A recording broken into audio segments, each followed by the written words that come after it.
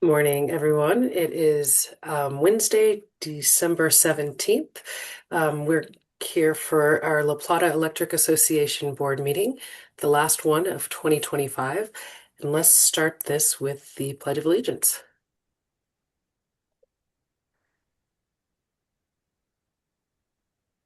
I I pledge pledge allegiance allegiance to the To the flag flag of of the the of the United United United States of States States of of America America America and to the and to and to the the republic for republic republic which for it for which which it it stands, stands, stands, one one one nation, nation, nation, under under God, under God, God, indivisible, with indivisible, indivisible, liberty with and with justice liberty for and justice all. for justice all. for all.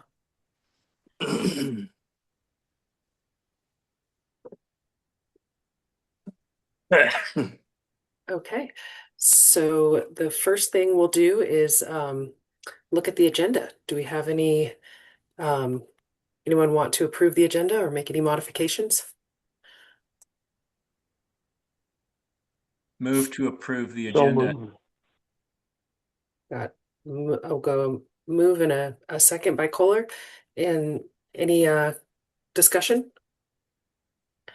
Okay, seeing none. All in favor, signify by saying aye. Aye. Aye. Aye. Aye. Any opposed? That passes unanimously. The next thing we're going to move on to is our safety meeting, and I believe, Jerry, you're going to be taking that on this morning. Good morning, everyone. Good morning. So wanted to kind of run through how we handle near misses. So safety it's so much more than numbers. It's a culture that must be built on trust, training, and honesty. If our crews don't trust us, then you're going to run into issues. Line work is still one of the top 10 most dangerous jobs.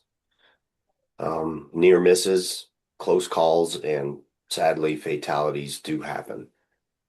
We experience near misses and close calls here, and they are one of the most essential tools that we use to keep our crews safe. A couple examples. We had a crew setting a new pole.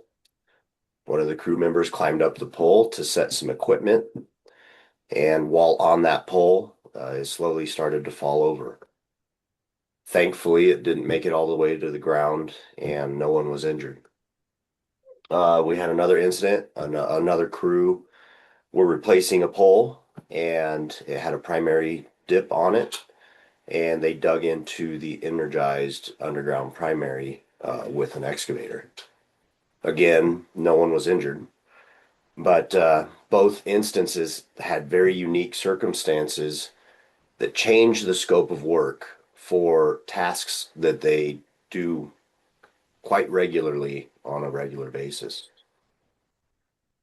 There was a time not long ago that these near misses would have been swept under the rug, kept quiet among the crew members. We have changed that mentality. We first stop work.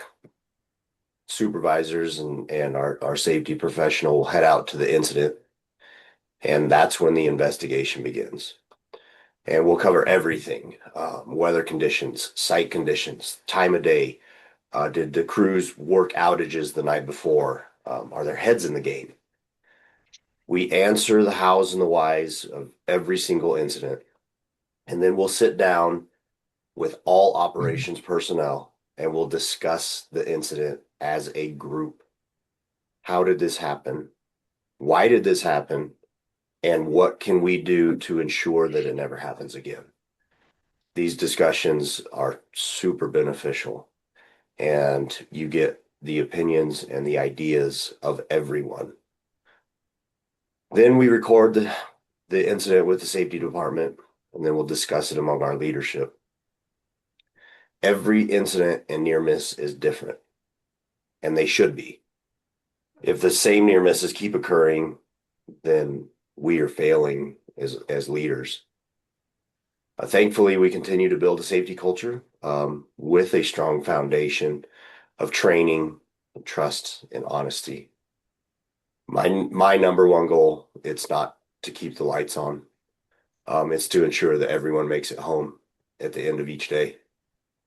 And I try to make sure that they show up with that mentality every single morning.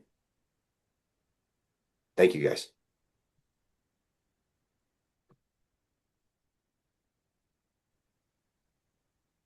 Oh, Nicole, you're muted. Thanks, Jerry, for the insight into the operations of LPEA and everything you do to keep our employees safe and the culture improving, the safety culture improving. All right, next we're going to move on to our board education moment, and that is with Kirsten. Yeah, thank you. It kind of follows in with the safety moment and that rethinking and re-looking at what we do is so important. So I recently finished the book Think Again by Adam Grant. I highly recommend it. You can get it at your library. Um, it's about the skill of rethinking. So unlearning outdated beliefs and staying mentally flexible as new evidence emerges. In a changing world, the ability to change your mind matters as much as intelligence. So people tend to overvalue certainty and consistency and undervalue doubt, curiosity, and revision. So if you can rethink as an ongoing habit, questioning your assumptions, updating views with new data, and treating beliefs as drafts rather than final answers. So forming a belief, forming an opinion, but being willing to say, hey, this is a draft, I'm willing to learn more. Biases like confirmation bias, which we've heard about before, desirability bias, what it is that you want to happen, and the first instinct fallacy. That's a my gut should is probably the best if nothing else comes to mind. Can lock people into flawed views, and we see that with ourselves and with our members. So Grant encourages confident humility. Uh, Humility is not usually one of the things I am powerful in myself, but it's enough confidence to act paired with enough humility to recognize your limits and to enjoy being proven wrong because it improves accuracy. So for changing others' minds, think about listening and asking questions rather than arguing harder. Invite people to explore shades of gray instead of binary positions, helping them and thus ourselves to generate our own reasons to reconsider so that their identities feel less threatened. Once we start throwing facts around and saying, you're wrong, I'm wrong, identities feel threatened. And that's where people totally shut off and we don't hear each other anymore. One of my favorite lines from the book is that the absence of conflict is not harmony, it's apathy. So the conflict is good. We're good. We're happy that people are bringing up and willing to say and feeling safe to talk. Um, and it's apathy if everything's silent. So at a group level, so at our board level, we think about building challenge networks of people who will critique our ideas and creating cultures with psychological safety and accountability. So organizations and boards that normalize experimentation, questioning, and frequent belief updating adapt faster and perform better over time. So again, the book is by Adam Grant. It's called Think Again. I got it on Libby, which is my online library, but just I know it's available at the Pagosa Library, and Lopata's probably got it too. So that's my educational moment. Thank you for your attention. Excellent. This feels like a really good warm-up to go into a productive board meeting today. Before we get into the meat and potatoes, let's hear from the public. Let's hear from our members. Graham, you want to tee up the public comment? Thank you, Nicole. The board encourages comments about the cooperative from its members. The board will take all member comments under consideration, but it will not necessarily provide a response during the member comment period. The board asks that each participant's comments pertain to cooperative business. Those wanting to address the board during the public comment period are granted 5 minutes to address their topics. Lengthy comments to the board should be submitted in writing. Formal complaints must be filed in writing and submitted in compliance with applicable board policy. Comments from the public will be directed to the entire board, not to any individual. No personal attacks shall be allowed. Failure to follow these requirements may cause the public comment period to be terminated. Copies of our cooperative policies and procedures on public comment and filing complaints are available on the cooperative website.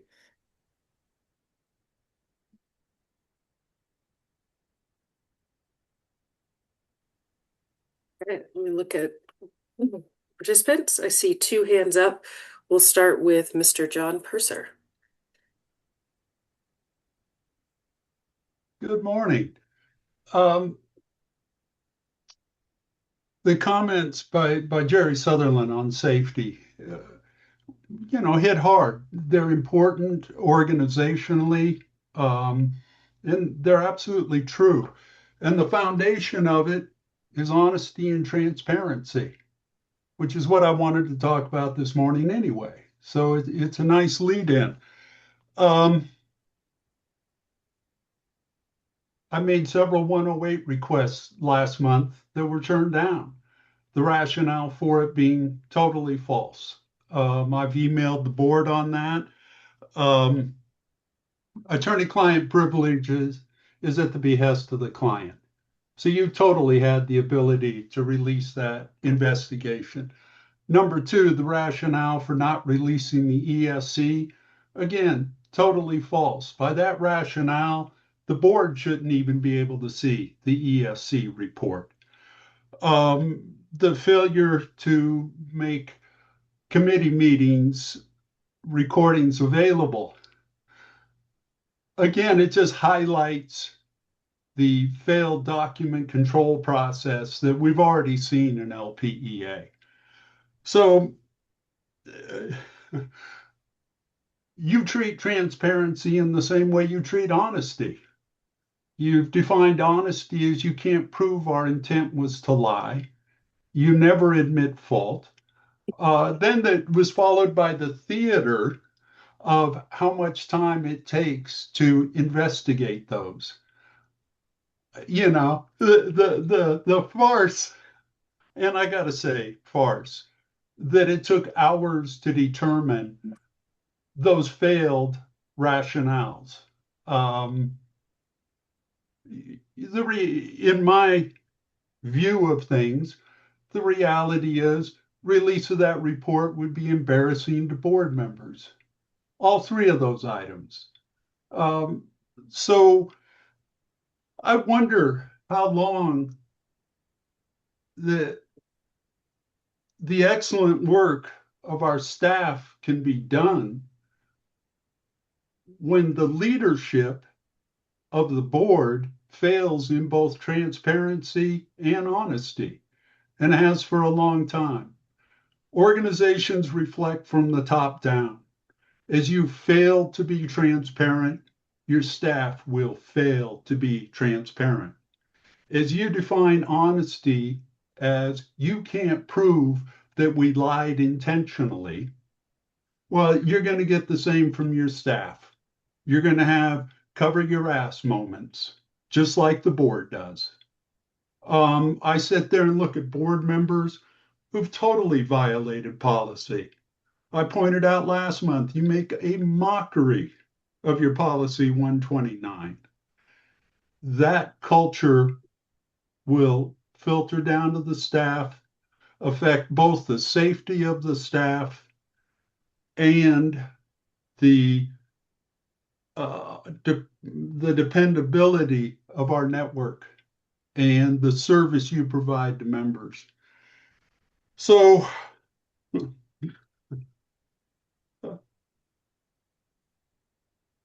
I can't believe I have to bring this up again, and that this board, Kirsten just talked about being open to criticism. Hey, I want to And be really careful that we're not doing any personal attacks here, Mr. Purser.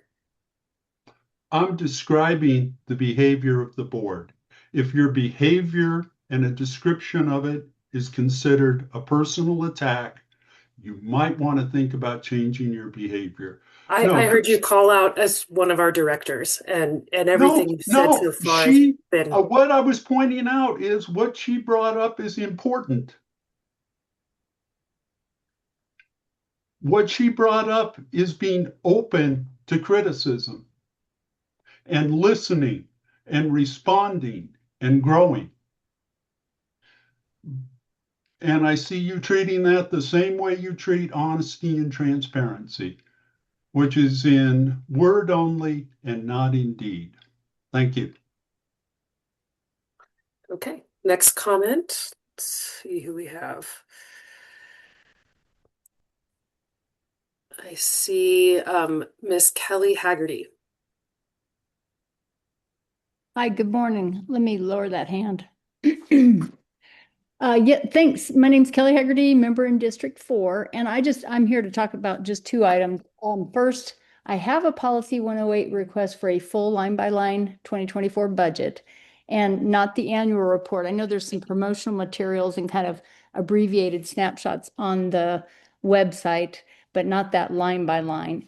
And I think it's a reasonable request. I'm asking for a prior year, so nothing that involves ongoing negotiations or future plans or proprietary information. And I think having access to that information helps members better understand all of our spending. One thing I would ask is, I've looked online, I've not been able to find it. Again, I've found these high-level snapshots, but not that real baseline that shows admin, advertising, legal, consulting, et cetera. And I would ask that you consider posting prior year budgets on the website for all members, because I think some members wouldn't even know a Policy 108 request exists. You know, that's something that's new to me, in fact, over the last year. I was notified that I'll have to pay a fee for that request, or might have to. I do understand that there is time involved, but again, I think this type of historical information should be made available to all members and just through a simple link. And then the second comment, just real quick, and I know you can't answer comments direct. I applied for one of your community volunteer positions for the Roundup program, and I know that deadline for applications has passed. If you are able to clarify when you'll make that or those selections. So thank you very much. Thank you, Ms. Haggerty. And now we will move to Mr. Dave Peters. Okay, can you hear me? Can you hear me? Yes. Okay. So, good morning. My name is Dave Peters, and I'm an LPEA member in District 3. First, I'd like to thank LPEA staff for a real strong focus on safety. This is really important, and it's a culture that takes time to instill, and kudos for what you do. Sadly, LPEA has become a politically charged organization, and it didn't happen overnight.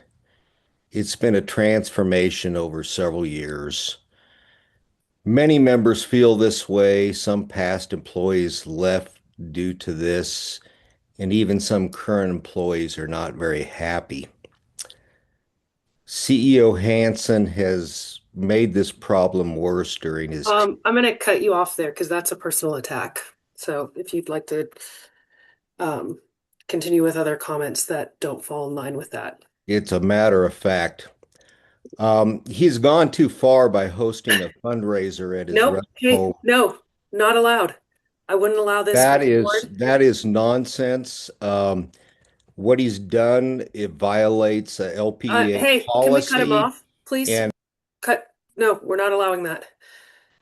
Just, I want to set this. This is unfortunately a pretty unpleasant way to do exactly what Kirsten was bringing up, this idea of let's be open and honest and challenging ourselves when it starts with personal attacks. That is the first reaction to that is closing down. So I hope that that is not setting the tone for this entire meeting. So let's just all take a deep breath. And let's move on to the next comment. I hope that I've set the tone here that that is not going to be tolerated. So if you're at all thinking about making that kind of comment, put your hand down. So we'll go now to Mr.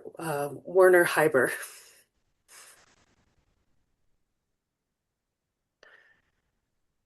Good morning. Good morning. This took me quite a surprise here listening to this because I came to commend LPA. And I'm here. Initially, I was just going to listen, but also to quote, to state the co-op principle and how unique it is in serving. It's in the interests of individuals, of members, where we actually even have an opportunity to speak freely, which doesn't exist in for-profit organizations. The core principle in providing electricity at affordable rates to the community. And what comes to me when I hear the previous comments is we are what we think. If you think dishonesty, we will find dishonesty. If you think appreciation, if you think safety, if you think what Kirsten talked about, we will find that in our life.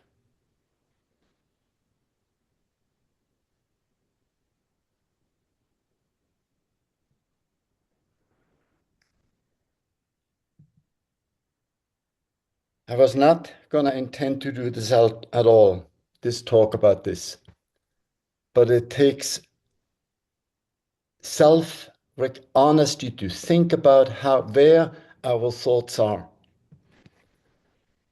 And I have found LPEA an outstanding organization. What I was going to talk about was the importance of electricity in our life and the increasing importance of electricity and the role you play in our community for our economy and the personal lives. I have to look at my time, early in the year, people spoke about their challenges meeting the bills with increasing prices. And the challenge to individuals who cannot afford the increases and the electricity itself. And so what you do is, in keeping the rate steady, is outstanding. It's also unfortunate that people don't realize, for example, how a BESS, the battery energy storage system, is directly related to cost control. I was going to talk about at yesterday's board commission meeting. There was way too many comments. I had to leave. But nationwide, it's recognized that we actually have enough capacity if we manage it correctly. And BESS is one, because of peak needs, there is a shortage and increasing prices of as much as 20-30% on the East Coast. I read articles about that. Increases where the bill goes up $100, $50 a month.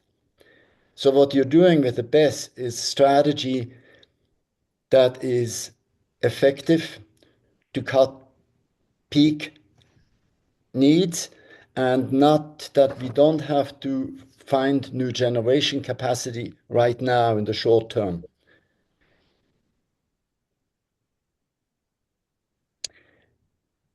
The other thing that's surprising to me is how people do not recognize the danger of gas. About almost 10 years ago, 8, 9 years ago, we had a fire in Lightning Creek where essentially was an explosion, caused a fire, went all the way up, then one side all the way up to Parents Peak. So the danger of that is far greater. And the fear aspects in our community, again, if we think fear, we will find fear. The fear aspects in our community is unfortunate. And I wish we would think about that, and we could spread the positive message that LPEA actually represents. So thank you for what you're doing. Thank you, Mr. Hyber. Next hand I see up is Miss Emily Frogen. Hi, my name is Emily Frogen, and I am a member in District 3. I just wanted to thank LPEA for prioritizing energy affordability in the 2026 budget. I know Tri-State is raising rates for its co-ops, which raises LPEA's cost from January to April, and it would have costed members $9 each month. So I just wanted to thank you all for working this rate increase into the budget and not raising our members' rates. It's a huge, plus for the membership, but also great to see as a priority and a pillar of the co-op. This rate increase is just one of the many reasons that I think are a great example that of a benefit that we're going to get from leaving Tri-State. So I'm looking forward to that in April. And I just want to thank you all for protecting our bills. Thank you, Ms. Frogen. I see next Miss Kathy Patterson. Go ahead, Ms. Patterson. Hello, my name is Kathy Patterson. I live in District 2, and I'm here in support of a local landowner, a retired Navy veteran, whose property is now facing possible condemnation by LPEA.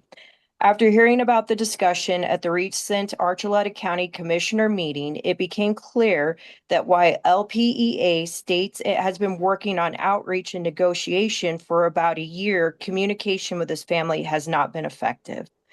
We heard that emails went unanswered and that meaningful, responsive engagement did not occur.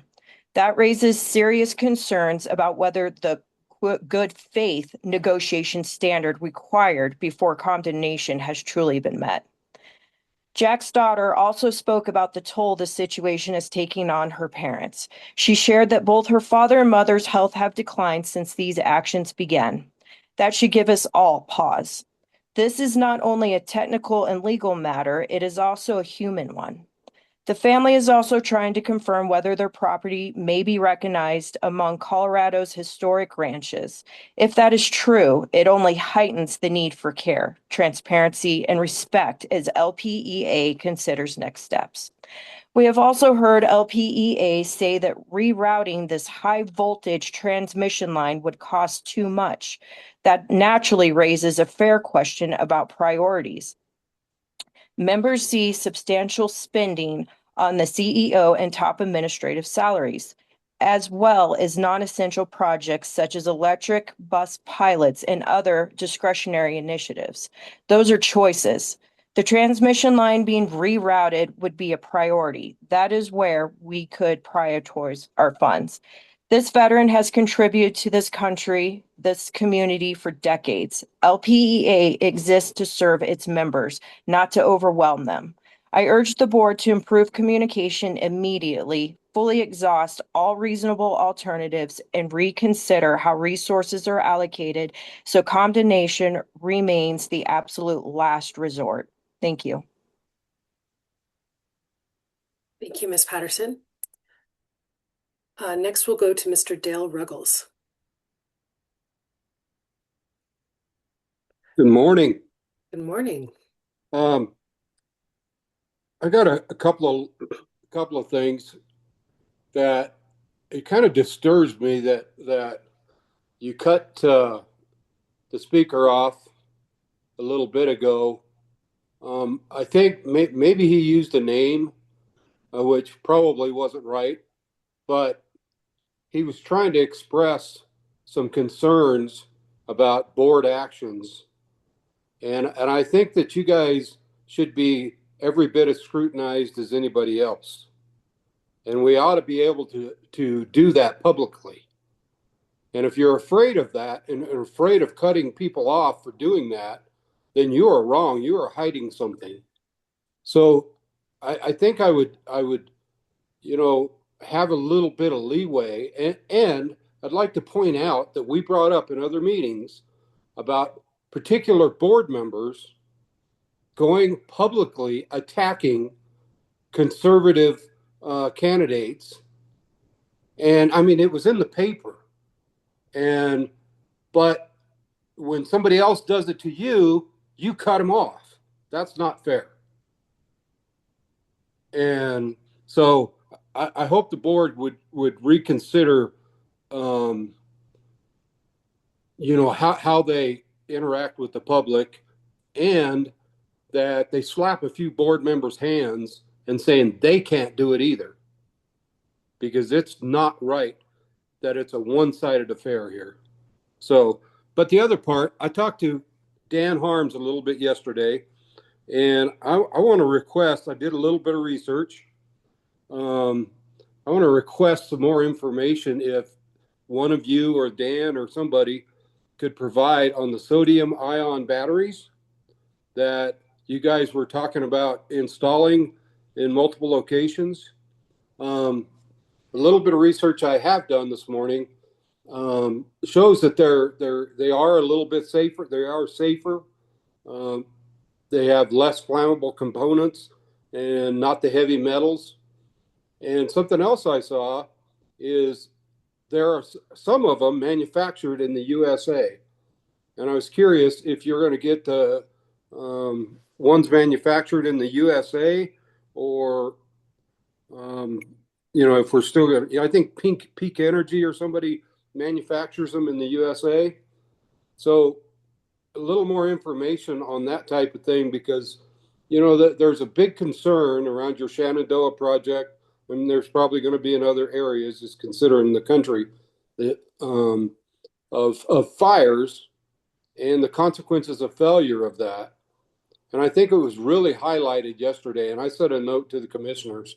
The Durango fire said if one of these BESS systems start on fire, they treat it as a hazmat response. And so they get all new bunker gear paid for by whoever owns it, and hoses and any of the stuff they can't clean because it's contaminated. But what about the people's homes? What about their yards? What about their cars? They're all contaminated. They get nothing. And it's from these battery installations and not caring about the public is what would cause that. So why is a firefighter's life and family more important than your other customers? I think you guys got a fundamental question that needs to be answered by somehow. If these things take off, we also got to take care of the community that they have affected. And I'm not saying you're intentionally doing anything. I'm just saying it's something on the blind side that maybe La Plata Electric could help the public understand and help the county address. And if you could have somebody send me any information on sodium ion batteries, I'd like to see that, because if they're that much safer, that somewhat eliminates, a lot of the concerns of the public. So thank you very much for your time, and have a good day. Thank you, Mr. Ruggles. Next, I see Mr. John Ranson.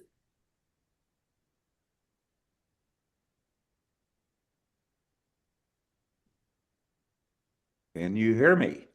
Loud and clear. All right, thank you. And I appreciate your agree with you, Nicole, on personal attacks. This is going to be far from it. First, I want to thank. I'm a county commissioner over in Archuleta County. I want to thank Chris and Nicole and Dusty for coming to our meeting. I think it was last week. It's been kind of a crazy couple of weeks. And also thank all of you board members for Cloman. We're working on a 3-phase project. Chris Hanson's been helping us quite a bit, and also Trujillo. So appreciate all your efforts on that front. It's been a rough 6 months over here in Archuleta County. We've had a Molotov cocktail thrown in our building. We've had a fire, a flood, and downtown streets are torn up and really harming and hurting our local businesses. So it's hasn't been a great first year for me, I'll tell you that. But that's all set aside. I am calling on the Jack and Rosie. When I was elected, I took an oath to work for my constituents. I know many of you, and I'm certain that you would do the same thing. That's my real interest here, is to try to help my constituents get through what has been a pretty difficult time for them on this line that's going, in front of their home. So I've walked this walk with Jack even before I swore in a year ago. Started last December. Dan Harms came out and had a great meeting with him. He gave us some good ideas. And that's what I'm here to ask you all today, that, if we can open up the door, I know there's legal action going on, but open up the door to find the best alternative for everybody. I'm not saying I have the answer, and I know there's an expense to go across the highway. I totally see both sides to this, but I would like to ask each of you as board members, what would each of you do if you were 80 years old? Rosie is still working a job because they need the income.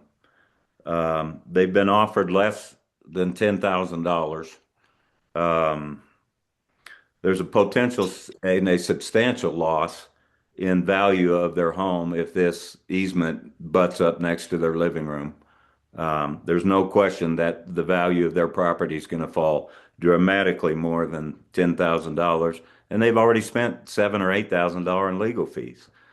So I'm here to, I hope, work with you guys because I do appreciate the relationship between Archuleta County and LPEA. But I would like to ask you, I know you said nobody's going to be forced to move or whatever, but what are their choices?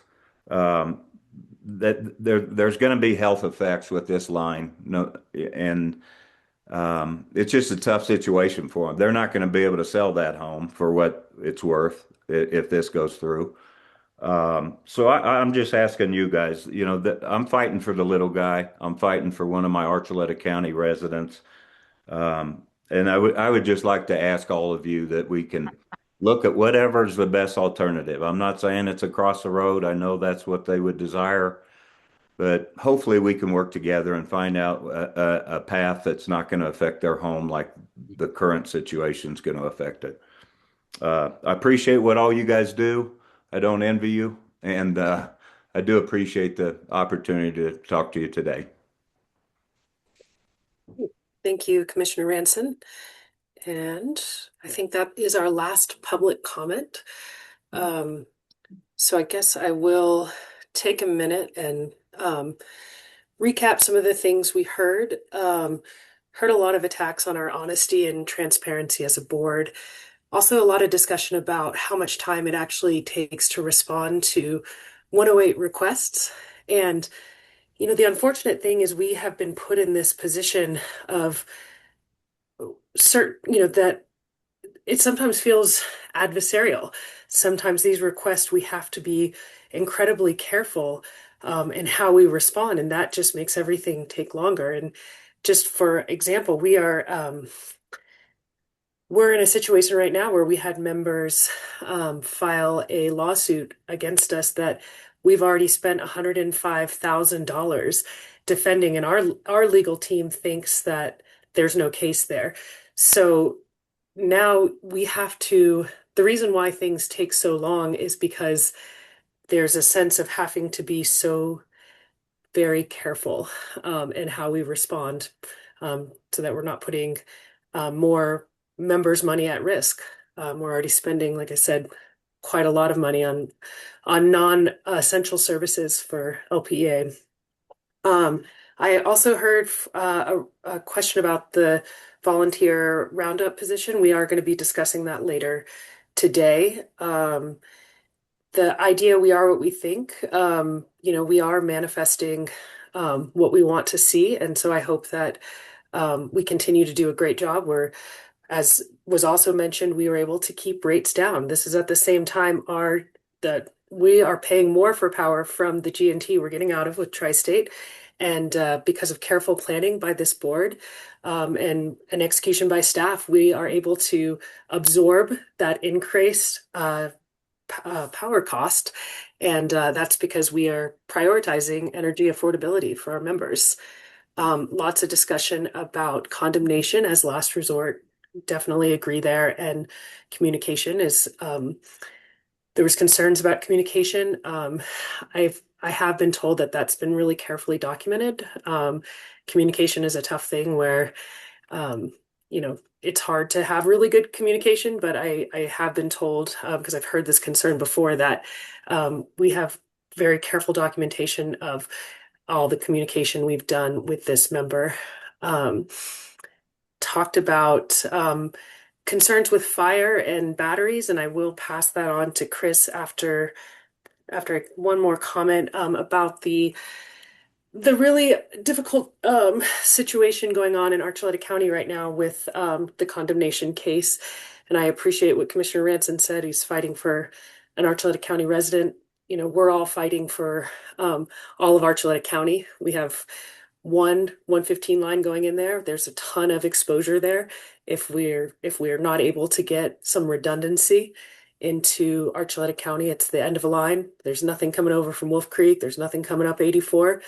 We need to, this whole board has been prioritizing our Archuleta County residents. And one of the questions I would put back, because, I appreciate that you acknowledge this is a really difficult decision we're making, but when we were at the meeting, I was wondering, like, do people want the board to change this in a one-off sense? We want us to pay for moving a power line, upgrading an existing power line in its current location. They want us to pay to move it. Is that a one-off request, or do you want the board to start considering every request that members make for us to move power lines? I wasn't really clear on that, if this was just for this one member, or if you're asking the board to totally change our policy on paying for moving power lines for members. So with that, Chris, if you could just comment just a little bit on the battery safety, because that has been, I know, a really big deal in La Plata County right now. Yeah. Thanks, Nicole. Yeah, happy to provide some extra information there.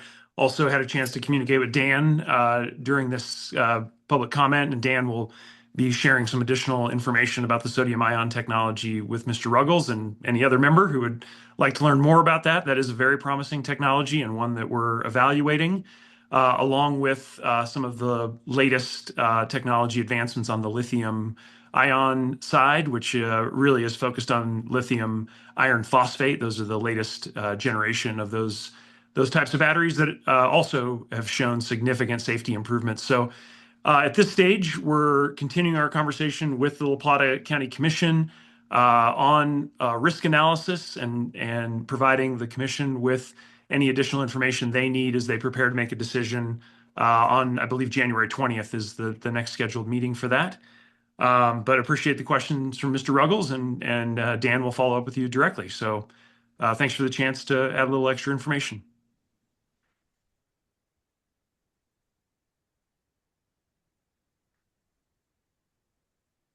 Dan is frozen. There you are. Oh, a little closer.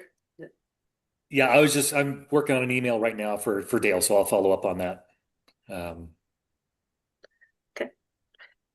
Okay, with that, let's close public comment. And the next item on our agenda is the consent board.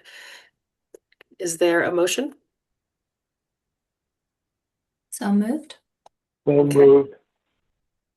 So moved by Rachel. Go call that a second by Kohler. Do we have any discussion about the consent board? Okay, seeing none, I will call for a vote. All in favor signify by saying aye. Aye. Aye. Opposed? Did you get everyone, Janelle? Okay. Yes, we're good. Okay, so that passes unanimously. Just a reminder to have all board directors have their cameras on during votes, please.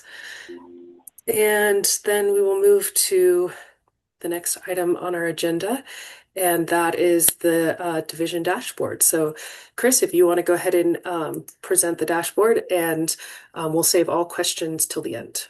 Okay, thanks very much, Madam President and board members. Great to see you on our last gathering of 2025. So thanks for gathering today. I have just a few highlights I wanted to share from the monthly dashboard. I'll start, of course, with the key performance indicators slide. Not much change there compared to the last 3 months. The two items, of course, that don't have green checks, quick comment on those.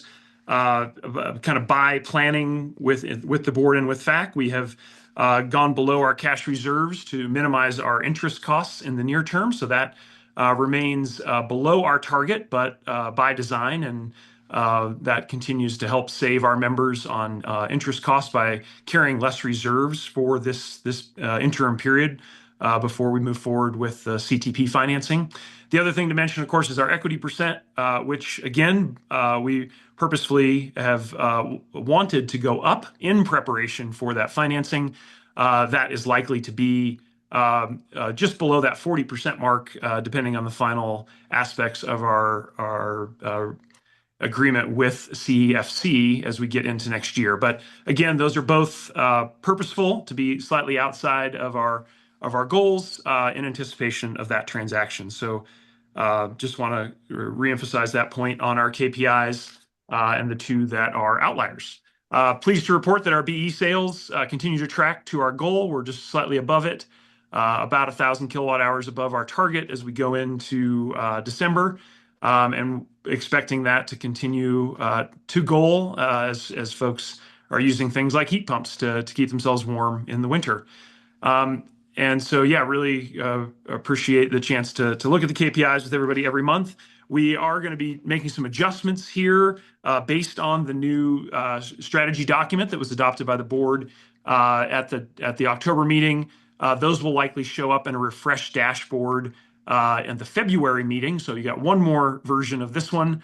And we'll be, of course, talking with board members about those proposed adjustments. But just wanted to give a little bit of a heads up that we're going to make some changes to our KPIs based on the strategy document that was adopted by the board.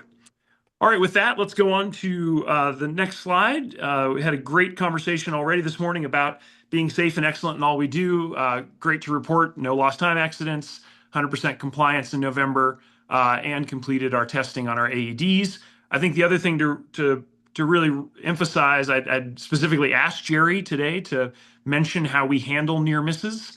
Unfortunately, we have some near misses. We've had a few in the fourth quarter of a couple in the fourth quarter of 2025, and I really appreciate Jerry talking about those with great amount of transparency, because that's really how we improve our safety culture step by step. And so, very grateful to the operations team for their how they handled those particular near misses, and that's a really important component of our overall safety program. As we go to the next slide, under Keep the Lights On, several things I wanted to highlight here. First of all, moving forward with a really comprehensive drone inspection program. And you can see the second bullet there, completed the inspections on our entire 45 kV system. We thought that was going to take 6 weeks, and we were able to do it in 5 days. And I would maybe boldly say that we're going to keep getting more efficient at this as we get more and more practice and used to our drone equipment. But really incredible jump in productivity from a pretty small investment in the technology itself. So kind of 5-figure investment in some of that technology, in most cases resulting in massive efficiency gains on our ability to keep our members' lights on and keep the system safe. The other thing to mention, the Mayday project, which I believe the picture you're seeing there is the Mayday project. We've got really great progress there, completed that almost 4.5 miles of replacing some very old poles and some very brittle conductor, enhancing our reliability for those members along that roadway and that part of La Plata County. And of course, have to mention, continue to meet our SAIDI and safety goals. And we had 40 unplanned outages that were quickly responded to, and really proud of our operations team for their quick response. With that, let's take a quick look at some photos of some of the work I just described. I really love the one in the upper right-hand corner. This is a drone image where we were able to identify a broken insulator. You can see kind of the half insulator there that has broken off. And this is one of the things that the drone technology is so great at doing, is getting eyes up close and from different angles, things you just cannot do with ground inspection or with binoculars from the truck. And of course, it helps us reach inaccessible poles that aren't near roadways in a much higher efficiency as well. So just want to give people a little sense of what does this look like. These are we typically are capturing 4 or 5 images per pole, getting it from all different angles, and then using different software and AI tools to quickly find potential issues. And then, of course, get human eyes on the ones that get identified in that screening process. And that is really where we get the massive jump in productivity and efficiency, and really proud to report our first big steps down that road of getting 100% inspection of our system. And that's one of our goals as we go into 26 and 27. So if we go on to the next slide number 6, a couple of things to highlight here. Some of you know the name of NREL has been changed to the National Laboratory of the Rockies. So just reminding everybody of that change.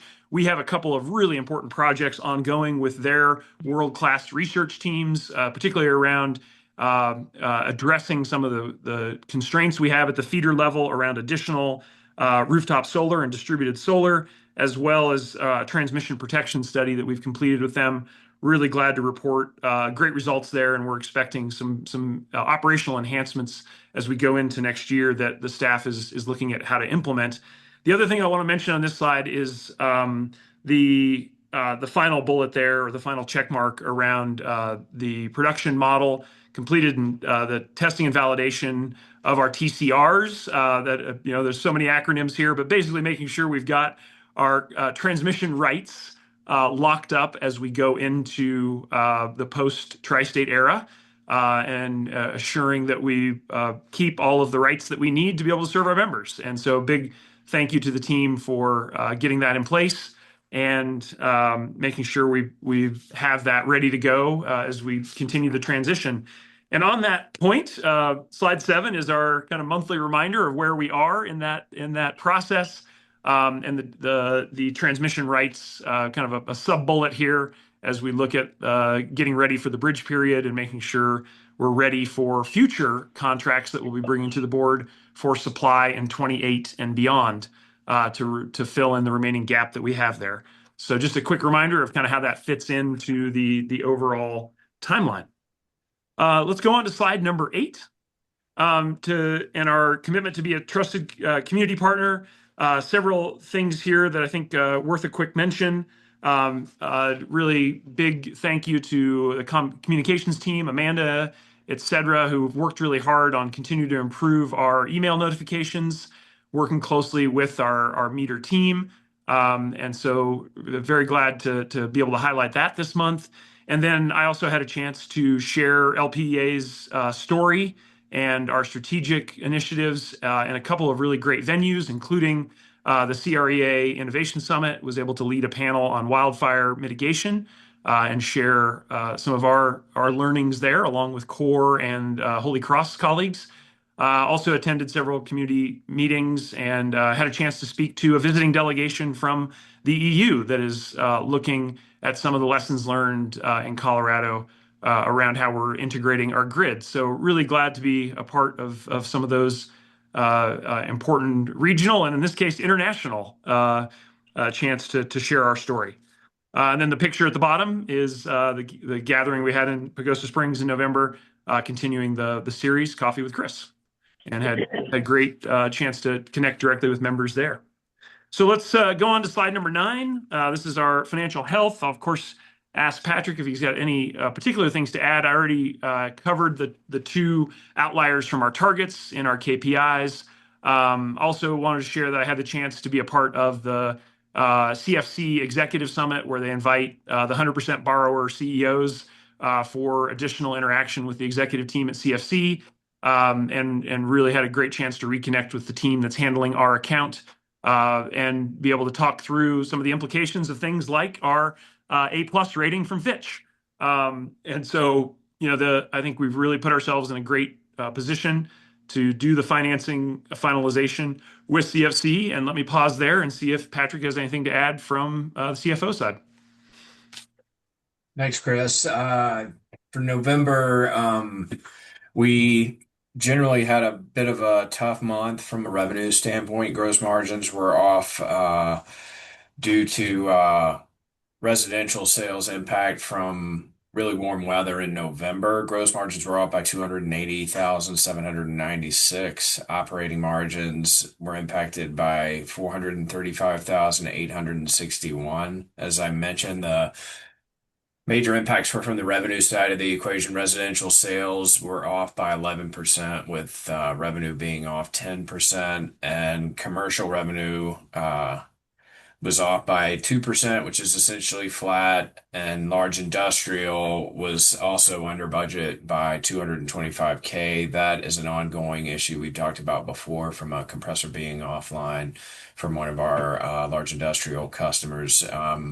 We've had multiple conversations with them about when that might come back online, and monitoring that position closely. As far as our controllable expenses were concerned, in November, we were off budget by about 3%, and that was primarily driven by legal expenses coming in greater than expected. And we also had an engineering consultant that was an unbudgeted expense that drove a little bit of that variance. Cash position, as we talked about, is a little bit under that target. It actually improved somewhat in November, with even considering that we had a purchase of a bucket truck that came in. We also had a deposit on one of our power purchase agreements that we're working through, that we won't get into the specifics on. So even with the revenue disruption, November was still pretty strong as far as margins were concerned. We've held on year to date. We still look good at 6% operating margins to revenue.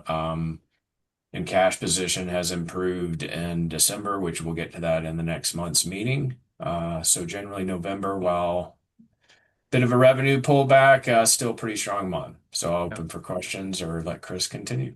Yeah, Patrick, and just before we get to questions, just wanted to mention, and Dan can add detail here if needed, but we definitely saw a big drop in heating degree days in November. Everyone knows on the Zoom that it was an unusually warm November, and that was one of the main factors driving lower kilowatt hour sales, especially on the residential side. So 16%, yeah, 16% drop in heating degree days, which I appreciate you bringing that up, Chris. Yeah, so just a kind of clear weather dependency there that I wanted to make sure the board was aware of.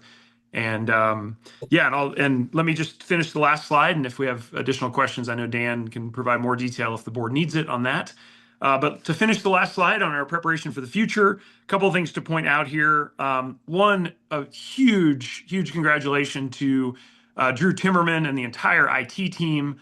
I really want to lift up their work to secure $312,000 from a Department of Energy grant program to improve our operational technology infrastructure. This is going to really accelerate some needed upgrades and replacement program. Some of the equipment we're replacing definitely needed attention, and I'm so glad that we were able to partner with this grant program to get more value for the membership. But a huge thank you to Drew and his team for working so hard on that grant, and a great result. The other thing I wanted to mention that didn't make the write-up here, there's been several times we've had a chance to discuss pole attachments. We've got some additional information in the appendix of the dashboard. But one of the areas that we hadn't reported on regularly to the board is our partnership with Clear Networks on pole upgrades. And we have developed a really close working relationship with them, as the board is aware. And we have a kind of a good summary number to share with you now for 2025. But Clear Networks has upgraded 204 poles as part of their capital expense that is going to accrue benefit for our system resiliency and hardening. So that was a great partnership with Clear Networks. It helped them accelerate the build out of their fiber network across the service territory. But we got the ancillary benefit of replacing some poles and hardening our system as a result without additional capital expense on the electric side. So I wanted to share that. A big shout out to Jerry and the team and others who have been involved in that partnership.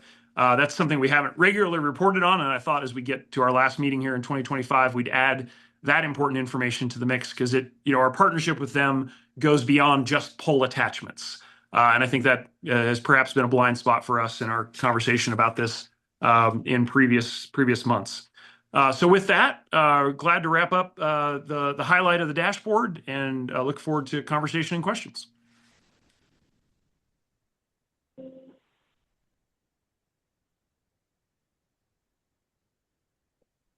And Kohler. Several questions, please. The first one is on, let's see, page 4 of the dashboard. And you were talking about the anticipation to take 6 weeks to do the drone thing. It took 5 days. Was that in-house done with the drones you got, or was that contracted? Yeah, Kohler, I believe it was a combination, but let me just turn to Jerry for confirmation. It has been a combination of work. Our pilots we're just getting them trained up, and so we ended up calling in a contractor who's very experienced, and to kind of enhance the training and to speed the process up. Cool. So it sounds like then in the future we'll be able to do it all on our own when they get the experience. Yeah, Kohler, that's certainly Thank the goal, to take over more of that work in-house. And yeah, as Jerry said, this particular project, we did it on a hybrid basis, but yeah, that's certainly where we'd like to get to. Thank you. Then on page 8, and be a trusted community partner, it talks about, based on member feedback, this is the third bullet down, meter exchange email notifications. I was wondering if you could explain that. Meter exchange, is that to deal with the non, like, I don't know, I'll have you explain if you would. Yeah, I think I know where you're going with that. Does that have to do with the non-transmitting meters, or is it separate? And yeah. I'll ask Dan and Amanda to help us out on that one. Yeah, I'll cover the technical aspects of that. Start with Kohler. So we've got about 50,000 meters on our system, 50,000 members. And, an electronic meter lasts about 15 years. So there's a certain life expectancy of those meters. We replace about 400 to 500 meters every month. And Wow. we've increased our communication to the members as we go out there and do that, just so they know. I mean, we've always had a process in place, but we're always trying to make it better. And if you think back to when we installed an AMI system in 2012, we did it all at once. And so we're starting to hit a hockey stick of a larger number of replacements right now, because they're all coming of age, we'll say. So we're evaluating how to approach that, as opposed to a onesie twosie approach, and be a little more methodical there. Oh, thank you. I really appreciate that. I had thought it was something completely different. Kind of surprising, 400 to 500 meters a month. Yep, Wow, keep busy. that's a lot. Okay, and then my very last question, Chris, is on page 10. On the right-hand column, the first bullet, it talks about the EG4 electronics. I just wonder if maybe you could explain that a little bit, or the benefit of that. I don't know what it is, but it must be something that you guys like. Yeah, I'll turn to Dan for that one too. Yeah. So, Tesla batteries are very common.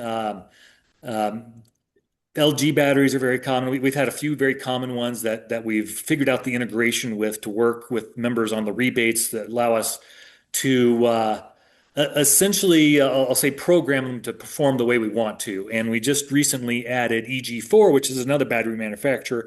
Not a lot of systems out there, but there's some. And so that opened the door for more members to take advantage of that. So we added that to our list. Well, thank you. Thank you. I'm done. Appreciate it. Thanks, Kohler. All right. I'm not seeing all the hands. So if, Joe, I think you're next. Yeah, thanks. On just a couple of questions and comment.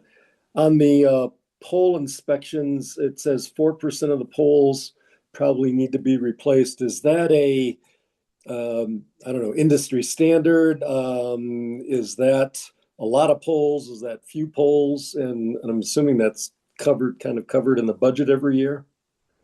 It is. So these pole inspections were actually from the ground. They dig down and they do a bore test to really check the internal integrity of the poles. Industry standard is closer to 10%. So we are well ahead of that game. We have a very, very strong system. And so 4% is pretty average for us, but what really was impressive was only two were considered priority rejects, which means that they're about to fall down. Most of the time we get closer to, in the 25 to 30 range of priority rejects, and to only have two is amazing. So our pole replacements, they're proven to be very, very efficient, and it's a good program that we have going. Do we have any idea how many poles we have actually, approximately? 40,000. Yeah. And I guess my comment on that is that, again, for the public and something that I think board members need to talk about when we get out there to our with our meetings with folks is this is a huge safety issue and very efficient. And again, we continue to emphasize safety and fire protection. And I think this is a great example of that. And thanks for, I'm glad we're moving in the right direction, with the new technology, with the drones. And then my other question is on the, with the weather, the 16% drop in, which I'm not sure what you call them, degree days.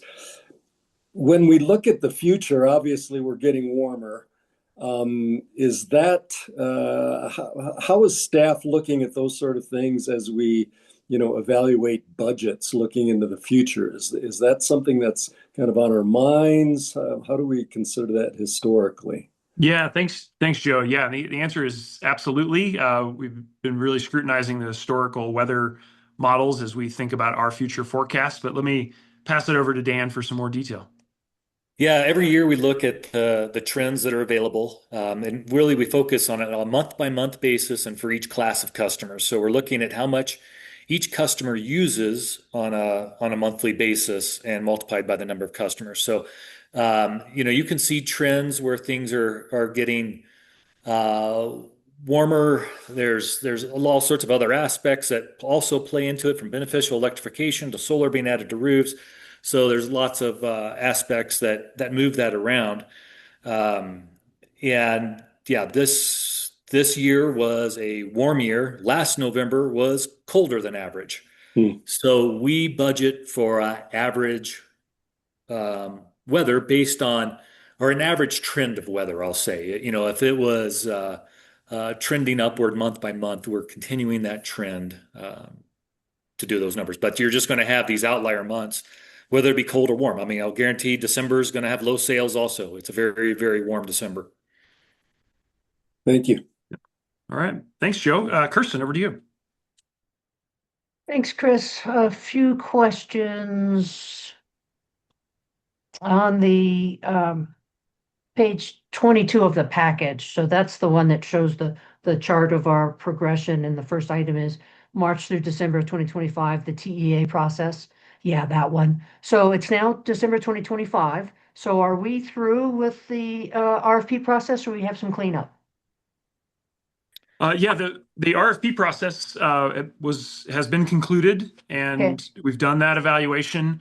You may recall we had the meeting with the board where we discussed the 6 scenarios that we looked at broadly that came out of that, and then narrowed it down to 2. And we are working within those 2 scenarios, given that board feedback.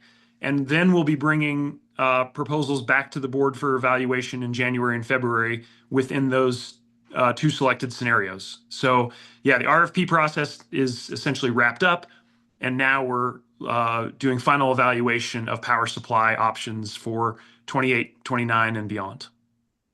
Okay, so all the requests are in. So now we're in the phase of going through it. So that is still part of the process, yes? Yeah, I mean, I guess you could say, I would say the RFP process is over. Okay. But just to highlight, one of the things we had in the dashboard was the visit that you and Kohler, myself, and Greg did when we were in Denver with our potential partners on power supply, including Mercuria. And that's really the stage we're at now, is that evaluation of options for the post-bridge period. Okay, great, thank you. And on page 24 of the package, which was, I believe, the finance page, and we Yeah. talk about the long-term default issuing. So that comes from Fitch. Do we have to get assessed by anybody else? Does S&P or anybody? No, we don't. And really the reason we chose Fitch is because they specialize in public power entities. The other rating agencies, you mentioned S&P, there's Moody's, there's several others out there. Those Fitch, Moody's, and S&P are kind of the three big ones that most folks are aware of from the finance world. Fitch has a bit of a specialization in public power entities, and so that was one of the reasons we selected to work with them. It has a lot of depth and breadth in our industry and sends, I think, the right signal to potential commercial partners. So that's why we selected them over the other two. But no, we don't need a second opinion. That'd be it for us. Okay, so it's not like some of the big companies that all of the rating agencies have to do stuff. This is a specific thing. Okay, that's where I was confused. Thank you so much. Yeah. And on page 25, you discussed about the $312,000 coming in from DOE. Fabulous. So glad to hear that. Will we be getting updates on timing on the funds and the project? Because sometimes the funds come late than we think, and also updates on what's involved with that project would be helpful. Yeah, happy to provide more specificity. Let me call on Drew to give a quick summary, and then we can follow up more with the board. Okay. Yeah, we're in the process right now of scoping the entire project and working on how the invoicing process is going to work out. But certainly happy to give updates as we move through the project. I would expect quite a few of them would need to be in executive session. Okay. Thank you so much. And And then Drew, one if I last may question. add, I'm sorry. Go ahead. and Kirsten, we are partnering with DOE and NRECA on a joint announcement. And so we will be sharing with the membership and the board by extension more about the project publicly. Okay. And we have to partner with DOE so we don't accidentally say something that they don't like to hear. Correct. Okay, that sounds great. You got Super. it.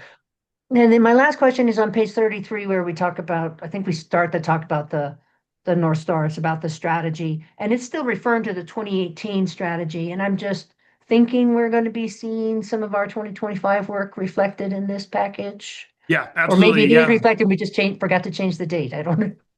No, I mentioned that a little bit earlier in my remarks. I missed it. Yeah, we'll have a refreshed version of this dashboard based on the board's acceptance and approval of the 4 pillars document and the replacement of the North Star. And we're planning to roll that out with the board at the February board meeting. Okay.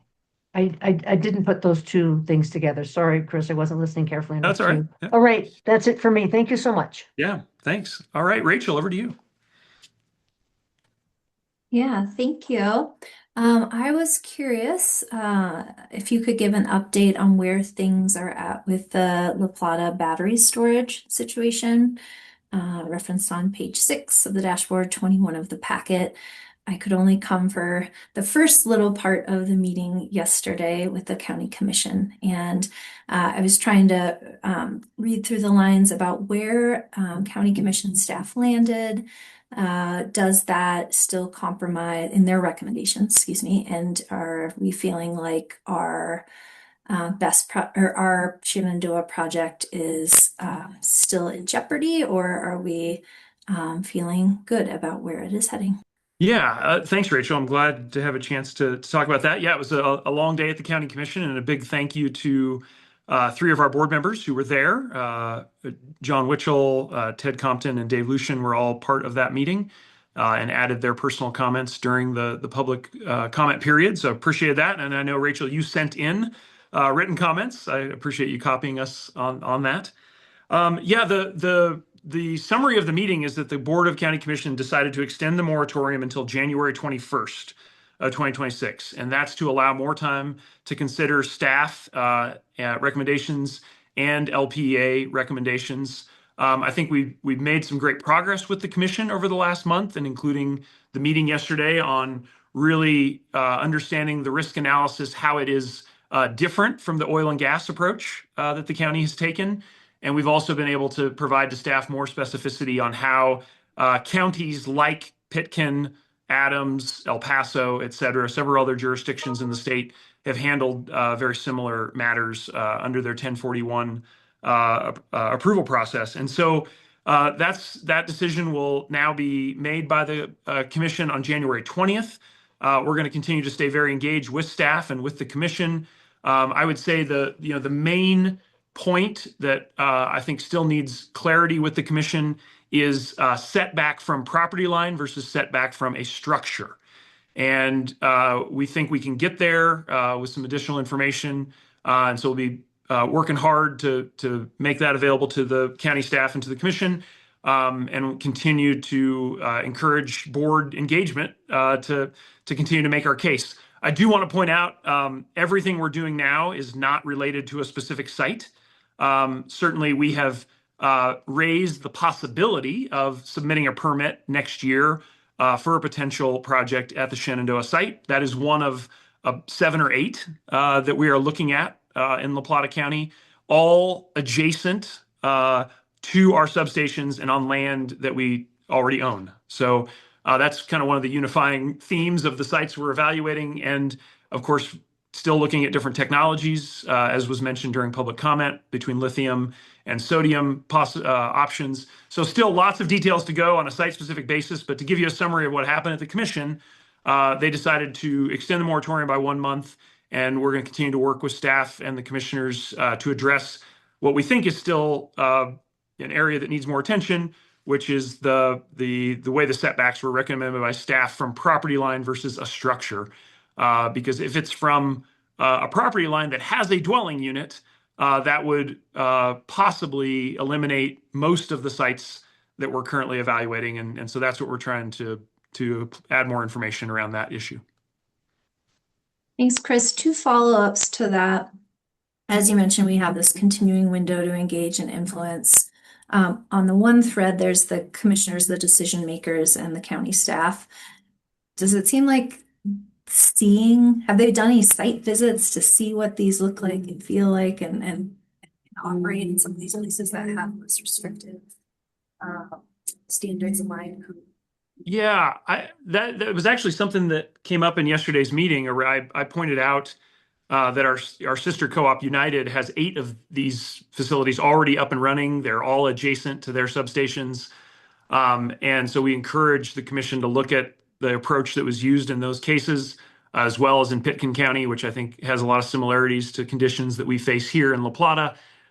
Whether or not the commission or the staff has done a physical site visit, I'm not sure. But that is a great suggestion. And then second, on a separate thread, there's obviously the community engagement, education, input process. I know this is the county's process, but it does tie into our work. And thanks for putting up the battery storage FAQs within our fact checker page. And then I know it's also in the news article. One of the things I've been hearing from members, I heard it brought up today, and I heard Chris reference it, is, the concern is about the safety of these pieces. And as we've talked about, one of the ways that is mitigated are these standards, which are outlined in the FAQs. There's also the battery technology. And I'm wondering, even our FAQs, they sound very technical. They're not in lay people's speak. And I'm wondering if there's, I guess I've had this request and I would pass it on. Is there something we could put up about battery technology that is in lay people speak that helps them see the difference in what we're looking at and the safety related to that?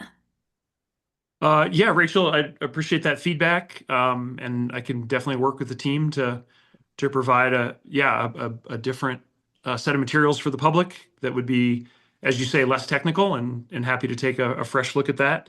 I did want to pick up on your question about technology choice. One of our recommendations to the commission was actually to just exclude all of the old technology. And some of the older technology, 10 or 12 years old in some cases, has a higher risk profile than the new technology. There's been huge improvements. Some of the information that came out yesterday was, indicating a 98% improvement between version 1 and what we are in now, which is kind of version 3. And generation 3 of these technologies, and generation 4 is just around the corner.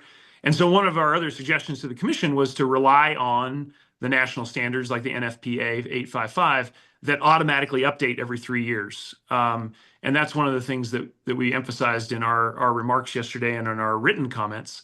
But I appreciate the feedback, and we'll work hard to make more accessible materials for the membership between now and especially January 20th. So, all right, John Witchell. I wanted to just circle back on sort of what the optimal outcome is for setbacks for us. We had discussed in the county meeting yesterday 30 feet. They were proposing some huge number, 500 feet or something crazy. I never quite got nailed down, like what is a good outcome for us to follow the international fire rule. Is there because we can just it's a real stumbling point for communicating right now, for me at least. Yeah, thanks, John. Yeah, and I'd love Dan's additional input here as well. I think the crux of our recommendations were really based off what we saw in those other counties. So Pitkin and Adams in particular, but it's also true in El Paso, Arapahoe, Denver, several other jurisdictions around the state, where the commission did talk about this yesterday of sort of a floor and a ceiling. We think 30 feet from our property line is the right floor, and then to evaluate how close is that to a dwelling or structure on an adjacent property, instead of a setback from a property line that has a building. And that's really where our main focus is with staff right now, is to clarify the difference. And what you see in those other counties that they're relying on the national standards that I referenced, and they use from a property line, from a dwelling as sort of the way to evaluate site-specific risk. And that's the crux of what we're asking La Plata County to mirror how those other jurisdictions have handled it. But let me turn to Dan for any additional detail there. Yeah, and Chris, it even goes one step further. They have a setback from a property line, even if it doesn't have a structure on it, of 200 feet. Right. And so, I mean, we could be absolutely in the middle of nowhere on our 3-acre substation parcel, 5 miles from the nearest home, and we still couldn't put it in. So it's the biggest thing for us is just the setback from the property line. Now, we appreciate the setbacks that we need from dwellings, and we can go one of two ways. What we were recommending there was using the NFPA to make those calculations. They do the review, which we'd have to do anyway, and they could tell us that. But if they really want a fixed number, we can live with something like 300 feet, 400 feet from an actual dwelling. It's just the very large setbacks from the property lines themselves is where we're getting in the crunch. So the process has been a little onerous. We hope to have a little more direct communication with the county staff as we try to retool this now. Our only method is, ever since they released the code, is just to submit comments. We had no two-way dialogue, and I'm hoping they open up to some two-way dialogue here if they can. All right. Okay. So what is the best way? The county commissioners are pretty limited in their ability to communicate with us directly.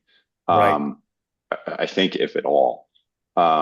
So what's the best way for LPA or this board to strategize or help you get an ideal outcome to the extent we can help at all? And if thanks, but stay out of the way is the strategy. I'm totally fine with that strategy. I feel like I under delivered yesterday in my personal comments, and I'm uncertain how to help you guys, if at all. I'd really like to have that initial conversation with staff. I think we are going to have that conversation here pretty quick, and to find out. I mean, it seems like their eyes opened at the very end of the meeting when I came back and said, "Listen, we could put this in the middle of nowhere, and we still couldn't do it with the setbacks that you have as proposed." And so I really need to get past that hurdle of property line versus dwelling. And we just need, I'm gonna make a graphic, and say, here's a battery, here's a property line, and here's a house and what we can live with. And so let's have that first conversation, and then we'll call on you pretty shortly after that. Okay, and that's fine. And again, this is not I think we're dealing with a one-off situation, and it's moving very quickly. I'm not looking for a larger framing. If the answer is I just stay out of the kitchen, that it's not a negative. That's not negative. That's sometimes you just need a precision solution, and you need the engineers to do the engineering work. But I think everybody here can help if we need to commandeer community support, whether that's showing up in a meeting or sending letters. But we need a little lead time, and we need clear messaging than we have today. And so that's my ask.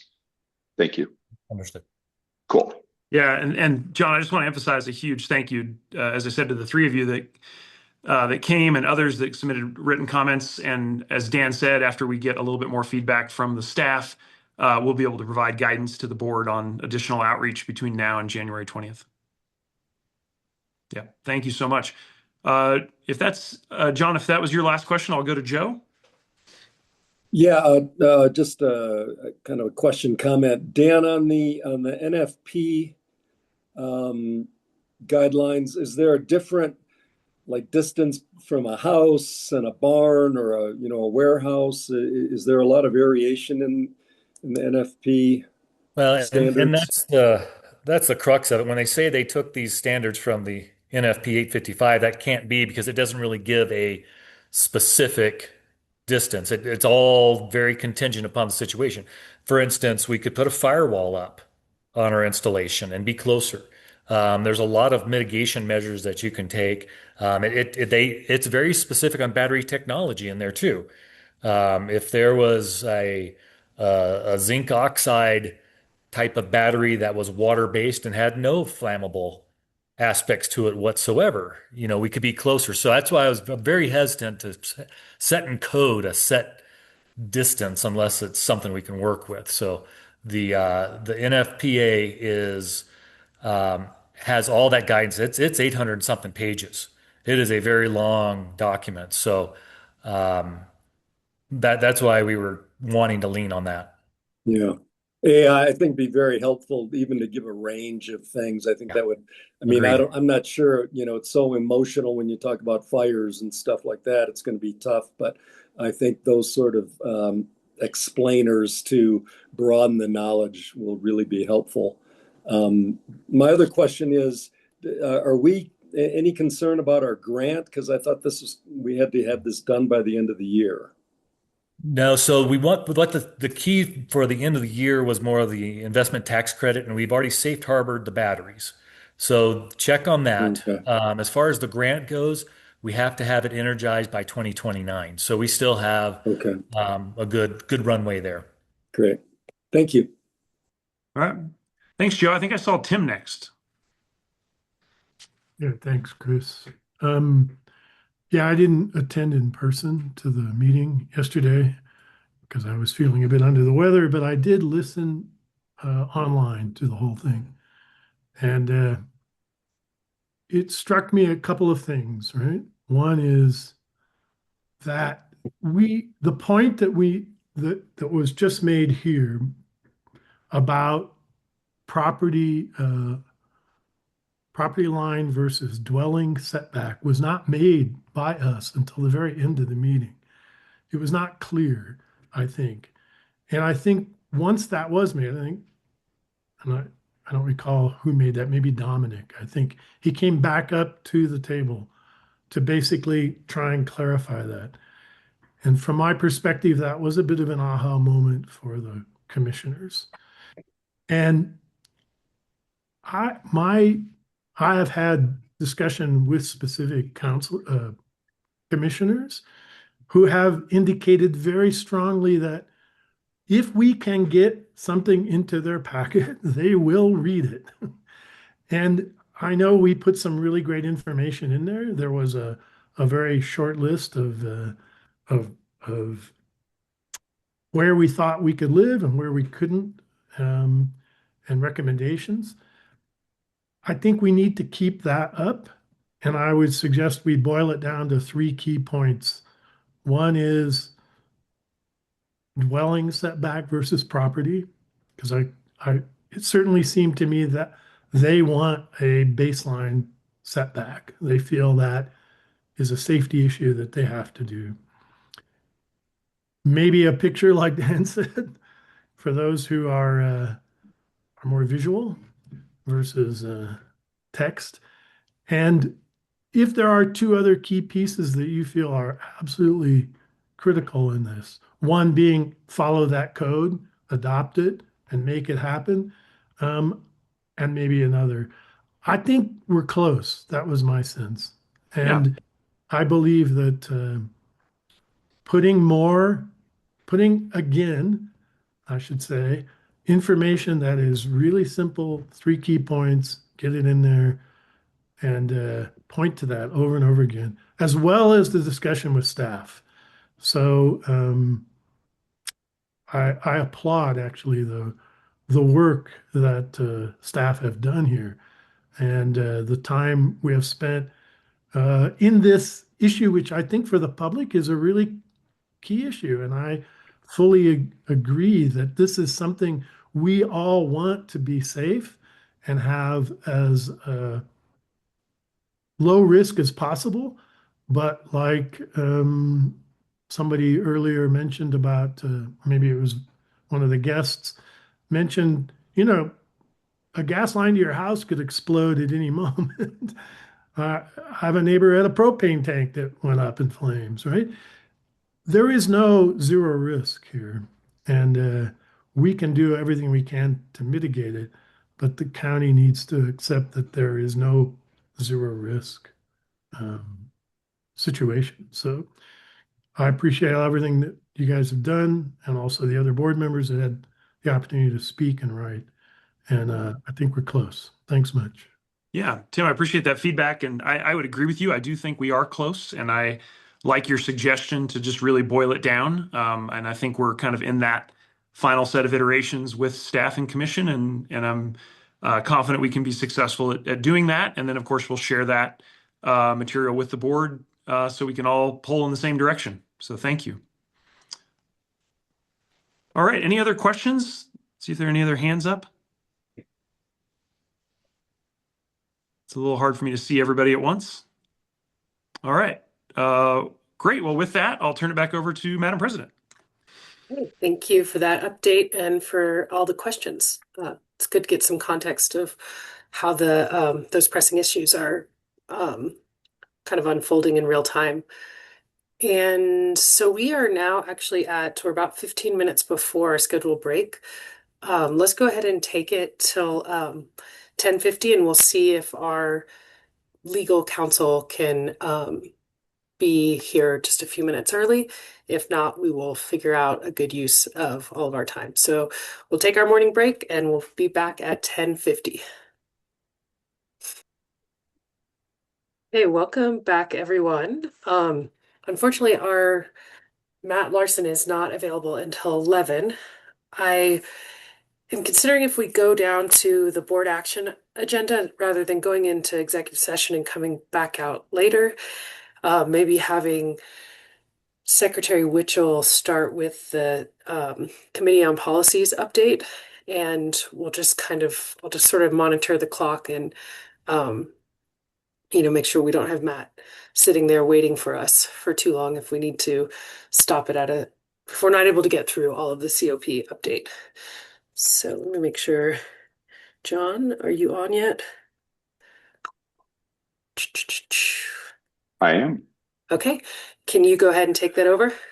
Yeah. So before we dig in, we had a late breaking request last night from Tim asking for another month to dig in. I mean, Joe and David, correct me, or Chris, correct me if I'm wrong. There's nothing super time sensitive in here, so I'm inclined to sort of honor that request, absent new information. I would agree with that as well. I don't think there's anything particularly time sensitive about getting these two policies amended. Okay. So yeah, happy to sort of give everybody an interim update, or you can just read the edits and we'll just do this next month. And that is, and along those lines, if you want to get comments on the proposed amendments to me via email through, I will also share a live document that you can all edit. As everybody probably saw, I sent around PDFs that had the comments and the red lines clean and red line versions, so I can update that to have interactive documents to all directors at the end of this meeting, so you can interact with it that way. Sure. Great. Caller, do you have a comment you wanted to add? No, Graham covered the question I had. Thank you. Terrific. Yeah, so I don't think we need to give a talk track on this. The light editing that we did is pretty self-explanatory, and I don't think that there's anything in there that represents a hill we're prepared to die on. I think we're just trying to balance a bunch of competing objectives as best we can. So feel free to weigh in writing, and we will see you guys in a month for a vote. Okay, that is my update. Thank you, John. And yeah, it's just with the holidays, normally the COP is after the board meeting, but next week it's getting pretty darn close to Christmas, so moved it forward, and appreciate the COP's work on this and the flexibility and giving our directors more time to look at it. Actually, I will use my comment or my time, as long as I still have the floor. There was one member comment that one public comment that had specifically asked about increasing the transparency for the and starting to record the committee meetings and make those available publicly. That is being addressed in this policy revision. And the final determination will be made after we get feedback from the board and the vote next month. But at least on that particular point, the issue is not being ignored. It's just going to take an extra month, and we will have a final recommendation out to the board in 30 days. So, all right, I am done. Thank you. Oh, Joe. Yeah, if I just make one comment, I mean, our recommendation will be to record those meetings, but we also want the public to know that all committee work is advisory only to the full board. So we make a decision in the COP, but that's not a final decision until it's okayed by the board fully. Thank you. Great. That is correct. Appreciate the update. All right. I think the COP is done. Thanks. Great. Why don't we go ahead and start with the FAQ? Maybe we'll get through just the presentation from our treasurer, Wheeler, about what went on this last month, and then probably the action items we'll save for after the executive session. John, thanks for honoring the request I made. Appreciate that. And to the cop, I do appreciate that. I don't want to get the cops mad, you know. So Finance and Audit Committee met December 11th. The report is in the board packet. It was primarily informational. There is one recommendation that comes out of there for the board around unclaimed capital credit allocation. You said let's wait on those. So I believe Kirsten sent a couple of questions in an email earlier this week around the FAQ. One of them was around a resolution that's in the board packet on line of credit restructuring. At the FAQ, we discussed that, and Patrick Barry, the finance CFO, indicated that that was not necessary after speaking with the attorney, Graham. And so that's in the packet, and there's really no action. Apparently, when we gave that authorization in an earlier board meeting, November, October, something, it covered this.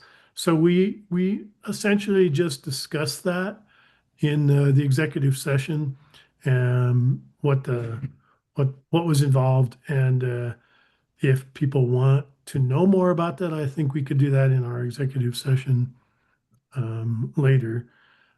So that might answer that question for Kirsten. Kirsten, you had a couple of others around the FAQ.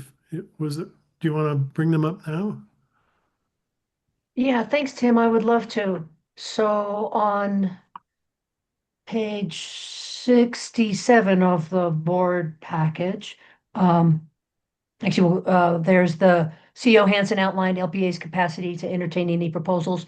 And I was wondering if the whole board could hear this outline, maybe not now, but at some other point, Chris? Yeah, Christian, and in fact, offer was made at FAQ, was planning to report out to the full board. So yeah, very happy to include that whenever the board would like it. Can certainly handle that later in this meeting if you want. Okay, super. Then on page 68, there's talk about fast track. What fast track communications update? The committee received an update on the fast track communications. I know folks, some members have been very interested in fast track. Is there anything we can share publicly about that update? And then I see Marat's here. I'll shut up. Graham, maybe you'd be best to answer that. And yeah, I think at this point everything is still confidential, as it's all has sensitive pricing information that was covered by confidentiality clauses in that in the agreements itself. So I think we're not quite at the point where we can share that stuff publicly, but we'll continue to look and try and determine what we can make available. Okay, super. And then I'll wait till after because Matt's on. Great. Yeah. So we can pick that up later, Nicole. Thanks. Okay. So we're going to put a pin in that. So far, we got through just a little recap of the report, and we were on Kirsten's questions. We'll come back to that after executive session. So welcome, Mr. Larson. Please give us your public update.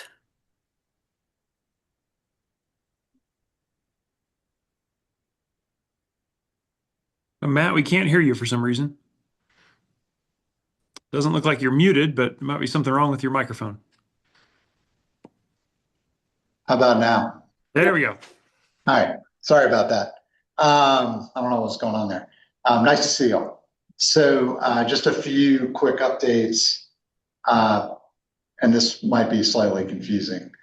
The 10th Circuit appeal of the CTP methodologies going to oral argument on January 23rd.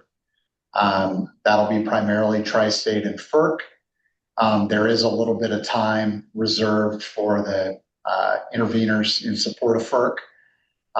We're working that out right now with the counsel for the other co-ops. Norman Bay will probably argue that on behalf of the co-ops, since we're all kind of aligned here and we only have like 5 minutes. So it doesn't make sense to have multiple attorneys argue, although some attorneys would probably try to get 1 minute or something there. Having said that, the other thing that's going on is Tri-State has appealed the August compliance order on the transmission credit into the 10th Circuit Court of Appeals as well. So that is going to move on its own track. We have intervened in that case.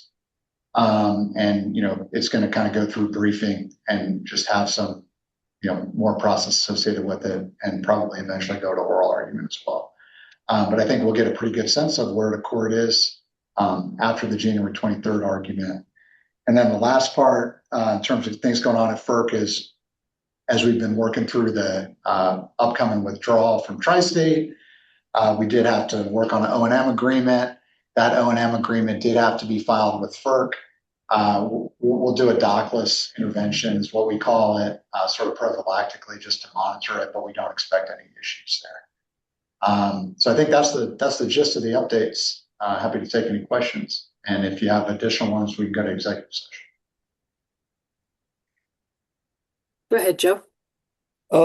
Matt, maybe for Chris too, the transmission appeal, will that affect our what we're doing with our transmission credits? Is this a concern here? So that the challenge is to FERC's directives with respect to the transmission credit. I kind of view it the same way as the other appeals with respect to the CTP. There's a challenge to the methodology. So that's kind of how to view that one. It's kind of a variation of the appeal that's already out there. But I mean, might we not be able to take advantage of that transmission credit that we've been talking about? I think maybe we should talk about this in executive session briefly. I can kind of give you my opinion on it. Okay.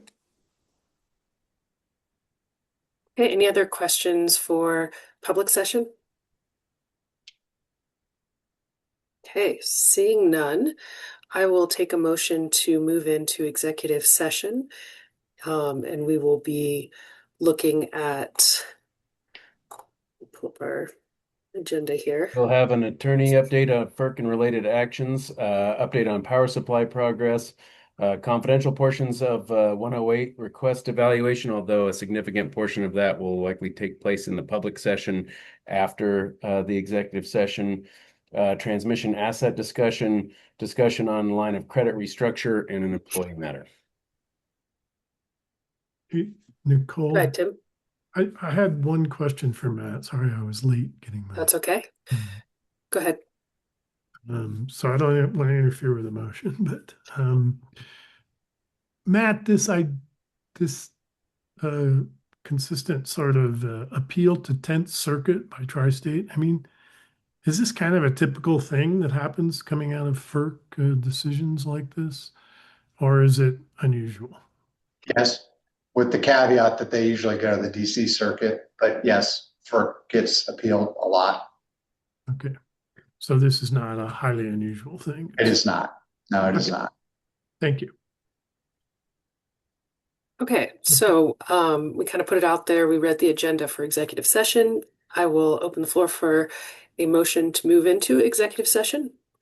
So moved. Okay. Second. Seconded. All in favor signify by saying aye. Aye. Aye. Any opposed? Okay, and then in terms of staff, do we want to say who should come into executive session for the first part, Chris? Yeah, I think we'll obviously hear from Mr. Larson here shortly, but yeah, Graham, Dan, and Patrick, I think would be required for potential discussion. Okay, great. We'll see all of them in executive session. Great. Thanks. Thank you. Okay, we do have activities coming out of executive session. I'll go ahead and open that floor for a motion. So I'll make the motion to approve the employees' compensation as discussed in executive session.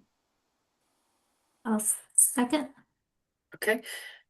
Further discussion, Kirsten?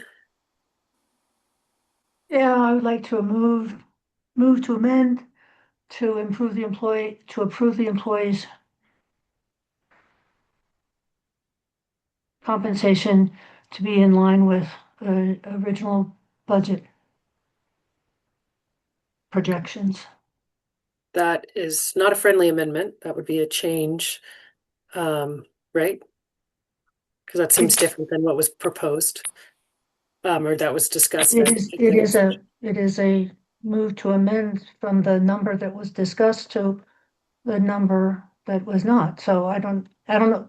It doesn't sound friendly, but it doesn't sound unfriendly. I don't know what the term is. Well, it seems like this is a different, count me out, Graham. Are you Doesn't seem just like trying to a vote. clarify my language? No, I'm not trying to clarify the language. Yes. There was a number suggested and and I'm just suggesting that we stick to another number that was suggested. I don't know how to do that Really? because it was an executive session. And so, we said coming out of it, we would do this, and the only time to discuss it as a motion is now. So I don't know how else to do this, guys. Graham, There help was us. a straw poll and there were disagreements in the straw poll, and now there's disagreements in the vote. And I don't know how else that gets Okay. voiced. Well, it's your right. So see if Yeah. there's a second and move through your process. Okay, sure. Okay, so we've got a different motion now. And do we have a second on Kirsten's motion? Okay, that dies for a lack of a second. Okay, thank So you. now we're back to the original motion that John put forward. Do we have a second on that? Go ahead. So we got a second in Joe. Any further discussion about that? Do we need to be specific that this is CEO? We just said employee. Don't we have to be a little Yeah, more we can, specific? I think we can amend it to say that this is if I can sort of identify historically, the motion has been approve the salary and bonus structure as discussed in the executive session for the CEO. So I'll willingly revise mine to match what Graham just said. Second. Thank you. Any further discussion? Okay, seeing none, all in favor signify by saying aye. So Aye. double check Joe. I have Joe, John, Witchell, Ted Compton, Dave Lucian, Brad Blake, Kirsten Skihan, Tim Wheeler, Nicole Pitcher, John Lee, Rachel Landis, and Dusty Mars. That would appear to be unanimous. And then, yep. And then Kohler is not here. Yes, Kohler's been excused. Okay, great. So other possible action coming out of executive session is the 108 request. So just to have board members I know we jumped around a little bit. We're going to move through the action coming out of executive session. Then we'll move back up to kind of how we got halfway through the fact discussion. So if you need a minute to kind of figure out where we are in the agenda. You froze for a second. I'm sorry. What did you say about 108? So now we're in potential action coming out of executive session with the 108 request. Thank you very much. Yeah, so that's 7B.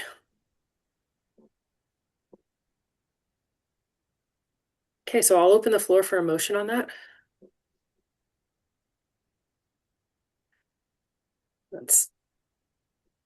There's proposed language in the 108 memo. Working on it, Nicole. Yeah, totally.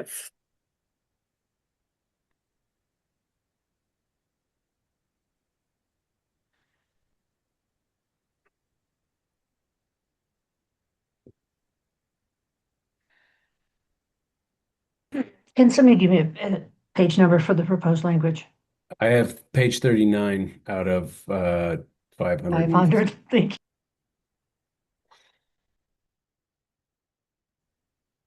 I see Tim has his hand up. Do you have the motion ready, Tim? Yeah, that was my intent. Go ahead. So I move that pursuant to policy 108,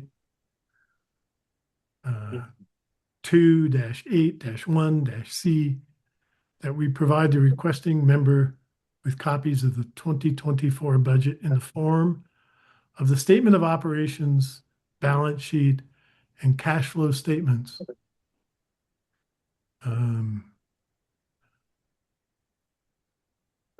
As approved at the November 2023 regular board meeting. So that refers to that budget and those items on that, just to make sure I got it correctly. Great. I'll Okay. second that. Second. Do we have further discussion on this 108 request? Go ahead, Tim. Yeah. My understanding is that this is the information that we have available, that to comply with the detailed request would require a significant amount of staff time to rebuild information that we do not have, that would cost both the co-op and the requesting member some level of funds to do so. So just want to make sure that we're clarifying that this information by and large doesn't exist, and it would have to be created at cost. So thank you. What we're providing is what we have. Thank you. Thank you for that color. Any other comments, Kirsten? Yeah, thank you. So when we discussed this at that time, we pursued the budget in terms of the North Star, and things were kind of divided out that way. Does that information still exist in that way? Because that's the level we deal with stuff. It doesn't meet our strategy and such. So, and I don't know if that would at all, if that's the same thing that the member's asking for, or if it's would be at all helpful. And then that may be discarded after the budget happens. We discard that and we just start going with the operating report and such as that. Can you help me out with that? I mean, I can through old board packets, I can locate the more detailed the detailed document that the board was provided with doesn't exactly line up with the individual categories that this member has requested. So, I mean, it's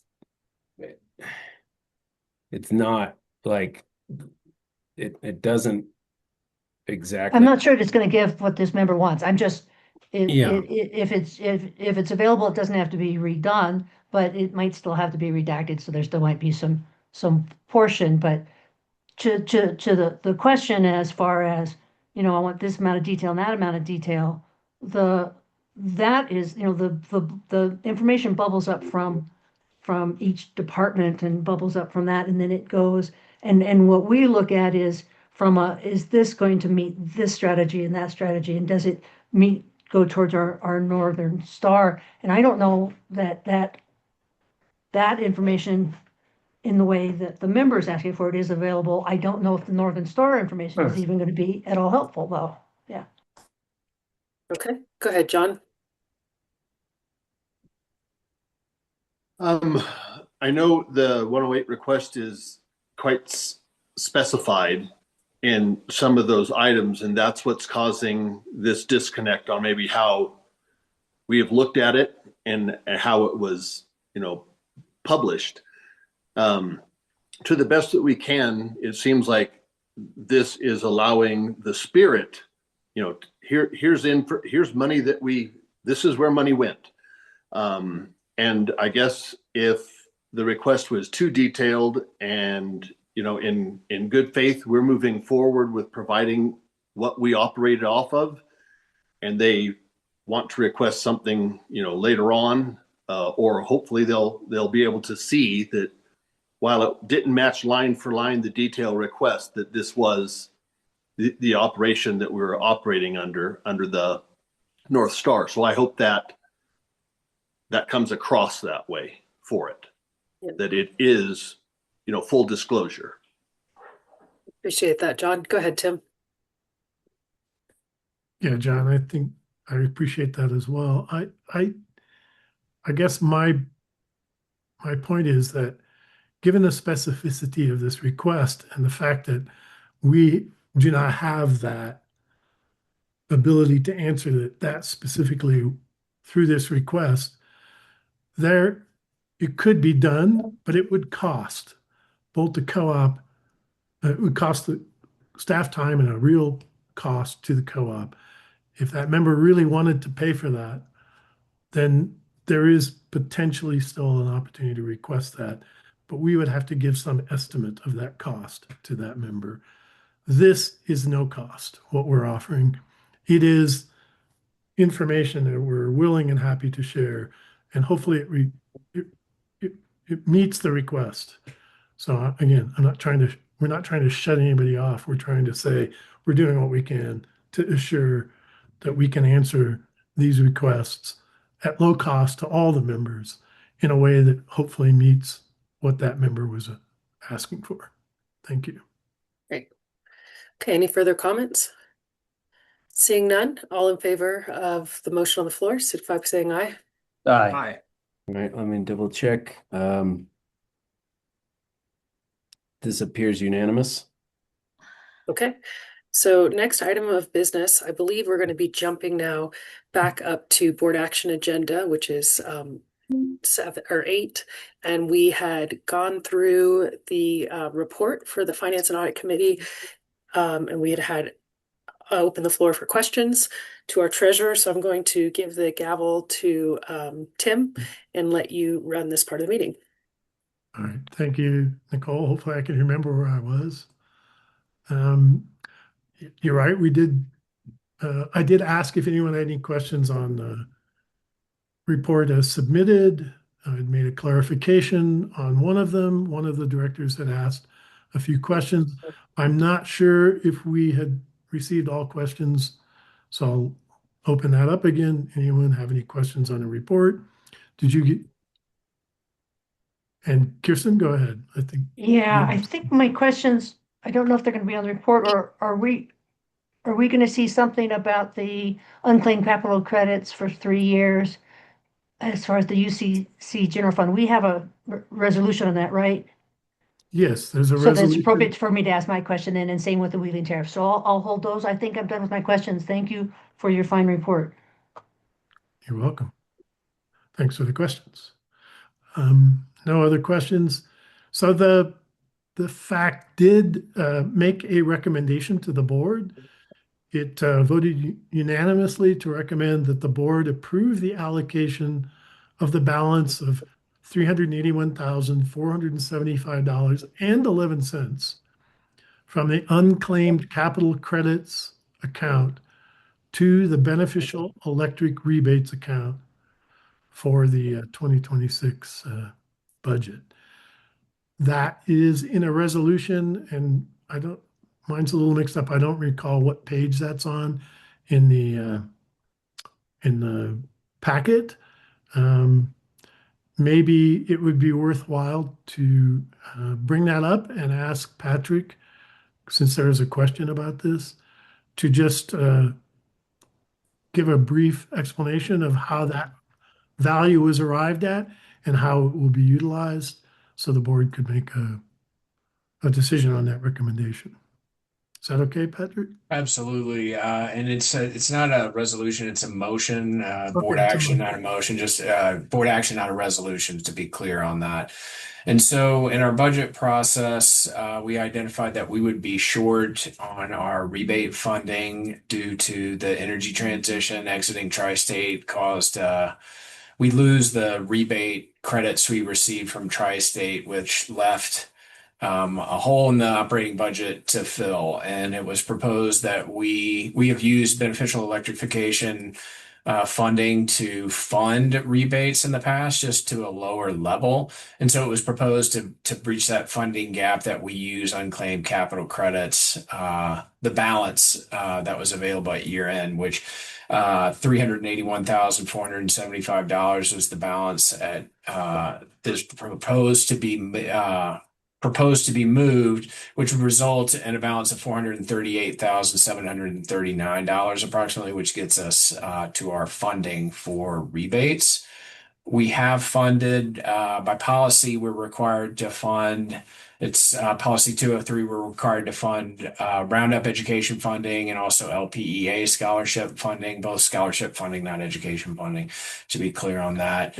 Those happened in March, that both of those funding transactions have happened. This is the residual. It is also part of our year-end audit process to transfer that balance to a more specific account.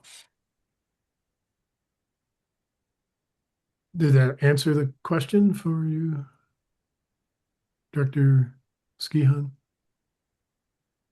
There, you got your hand up. It, Go ahead. it answered, I do now understand what it is. I don't understand. I have a follow-on question if I may, or do you want to wait till you have this? Okay, so Or maybe not, I'll leave that to Tim, sorry. the unclaimed capital credits, what rate does it grow at? So it grows at the rate that unclaimed credits become 3 years old. So that grows at $500,000 a year? It's about 490,000 average from 2024 to 2025. The Okay, a escheat year. process, that was the credit that hit for those 2 years. Okay, and in past years, we've used it, it's gone to the scholarship fund and the LPA and the Roundup scholarship and the LPA scholarship for the amount of like 160,000. What did it go to before we had the beneficial electric fund?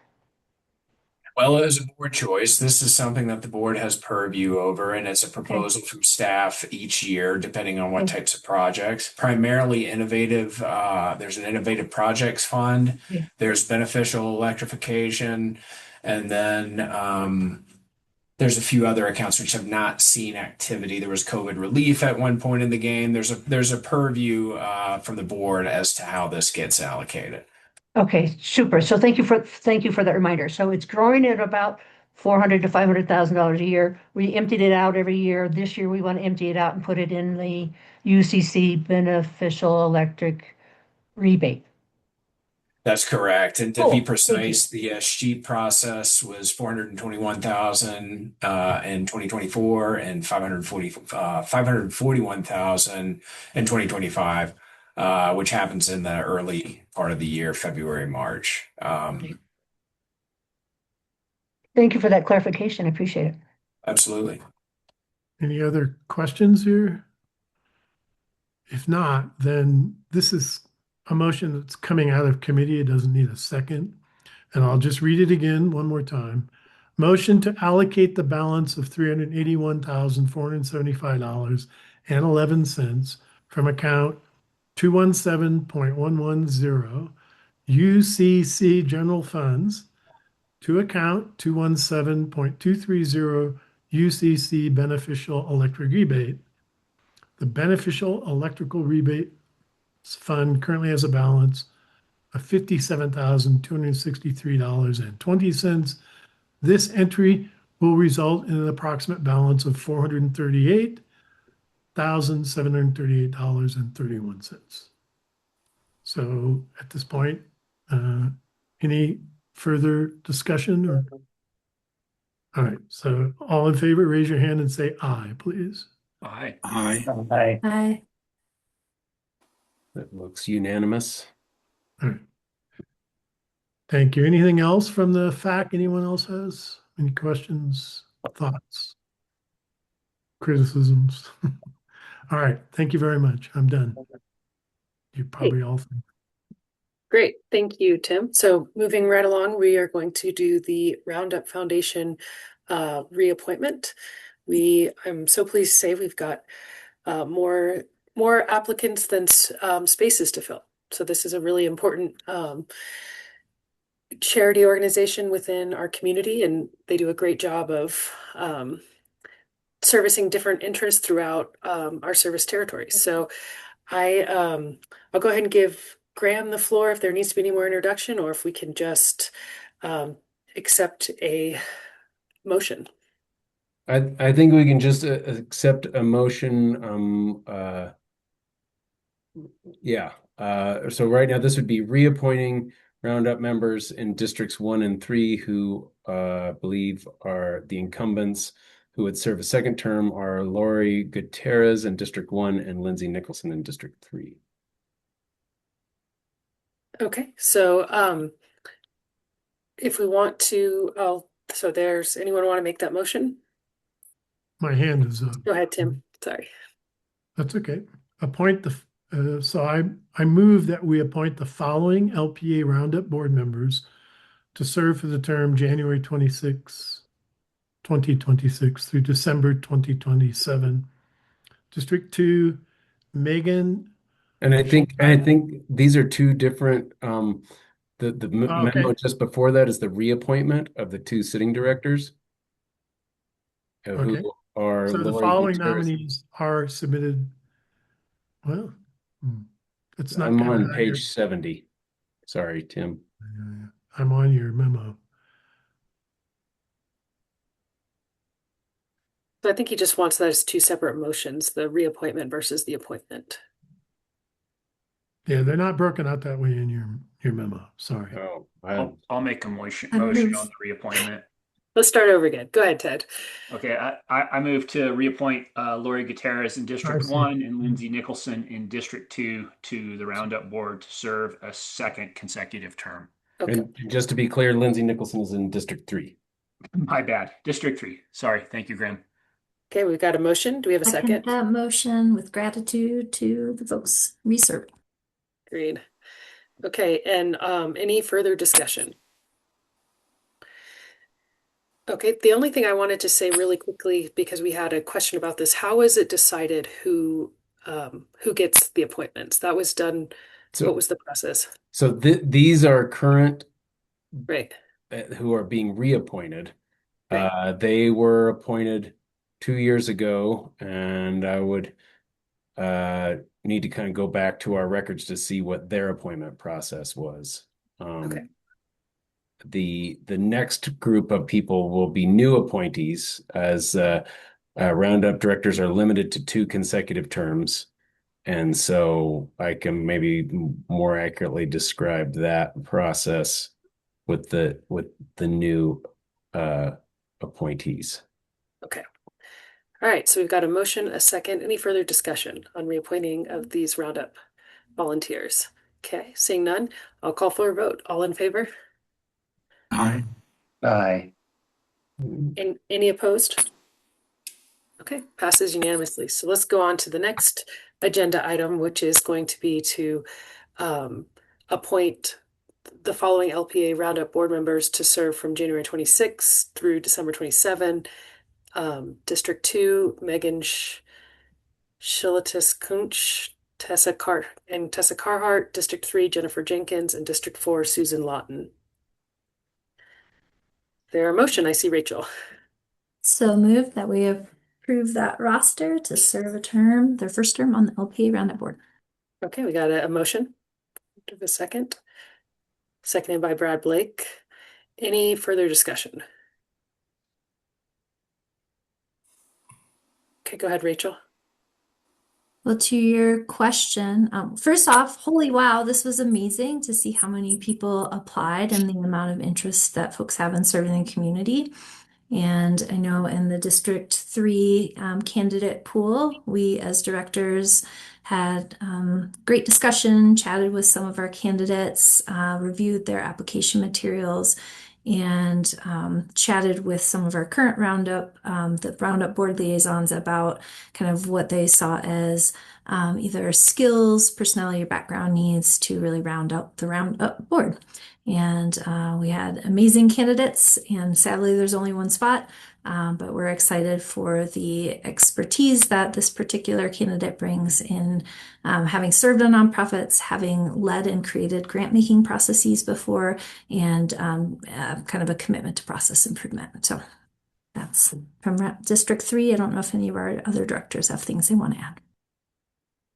Great. Thank you, Rachel, and welcome to the team, the new Roundup members. Go ahead, Tim.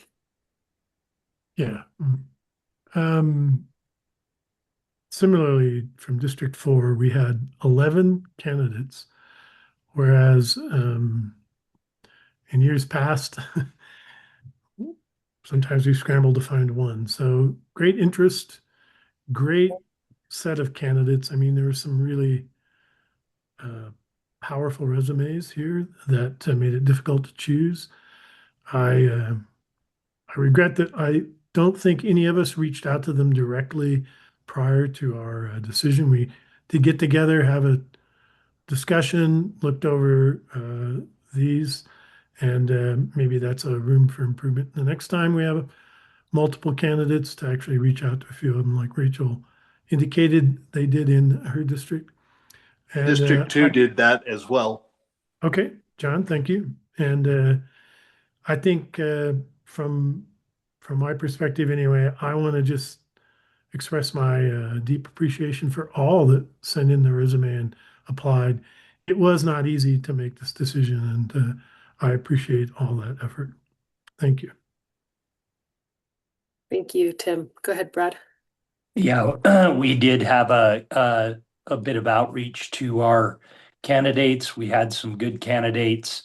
Uh, we had some very prominent folks, but we went with some folks that were with uh, a couple of candidates that were closer, we felt, to the community that they're in, and so we felt like that was maybe uh, a good fit or a good move to make sure that those people are close to those in their community and also good at looking at applicants. So we felt like it was a good process. Great. Thank you, Brad. Okay, we've got a motion and a second. Seeing no further discussion, all in favor signify by saying aye. Aye. Hi. Any opposed? And I did get a text from Ted. He's had to step out for work for a reason for the next 15 minutes. So he, I guess, would be an excused absent for this vote. Okay. Next on the agenda, it is the Election Supervisory Committee. So I don't see any memo or anything. Yeah, and if I will sort of direct you to some of my emails earlier this week, as some of you are aware, for in our search for our at-large member, it took a little while to get through the process of identifying a candidate and working through my initial informational interview with the candidate to see if the candidate was interested or not. And then I forwarded contact information on Monday. I don't know if the board has had a chance to contact that candidate, or if, I suppose, if you would like to, we could potentially postpone a vote on that. Otherwise, it's my recommendation to reappoint at least the four incumbent members who have all expressed interest in serving an additional term. Tim. I'd move to reappoint the four. And I'll make that motion, and I have a question about the at-large. Okay, we have a motion. Do we have a second? I see a second by Joe. Now go ahead, Tim, with discussion. Yeah, so the at-large, I guess the question is there a deadline? If we, I mean, I think when we amended policy 105 last month, which took close to 6 months to get through the full amendment process of that, we indicated that we wanted the election supervisory committee in place by the time board packets go out, which will be December 21st. So we would theoretically not be in compliance with that policy, although we would have a quorum of the ESC in place. We typically don't get election-related questions that early in the petition process. So would we be able to have our we would be able to have our full slate of candidates in place by January, well in advance of the petition return dates when the ESC actually begins to work on things. So I think if you that it's sort of a self-imposed deadline that I think you could reasonably extend for yourselves in respect to the new at-large member based on time constraints. But we would have a full quorum of election supervisory committee in place by the time the packets go out, which actually Amanda is letting me know will be tomorrow. Okay. Do some directors feel like they need more time with the new candidate, the new at-large candidate? Or is anyone ready to recommend them to the full board? Go ahead, Tim. Yeah, I would amend my motion to reappoint the four and add the at-large member. Do we want to name that member at this point? Yeah, Casey Lynch. So for the record, the incumbent members are Mason Carpenter in District 1, Cheryl Ayers in District 2, Lisa Self is in District 3, and Liz Burris is in District 4. I believe I have their districts lined up correctly there. And then the nominee for at-large is Casey Lynch, whom I believe is in District 3, but is at large, so his district isn't relevant to his appointment. So my motion includes those 5 names. Do we have a second on the amended motion, Joe? All right, any further discussion? Seeing none, all in favor signify by saying aye. Aye. Any opposed? Okay, and abstentions? Okay, welcome back, Ted. Okay, so Ted's abstaining for the record. yes. Okay, so next order of business is going to be the online 2026 annual meeting online voting. There's a memo in our packet. I'll open the floor now if someone wants to make a motion, and we can open it up for discussion if needed.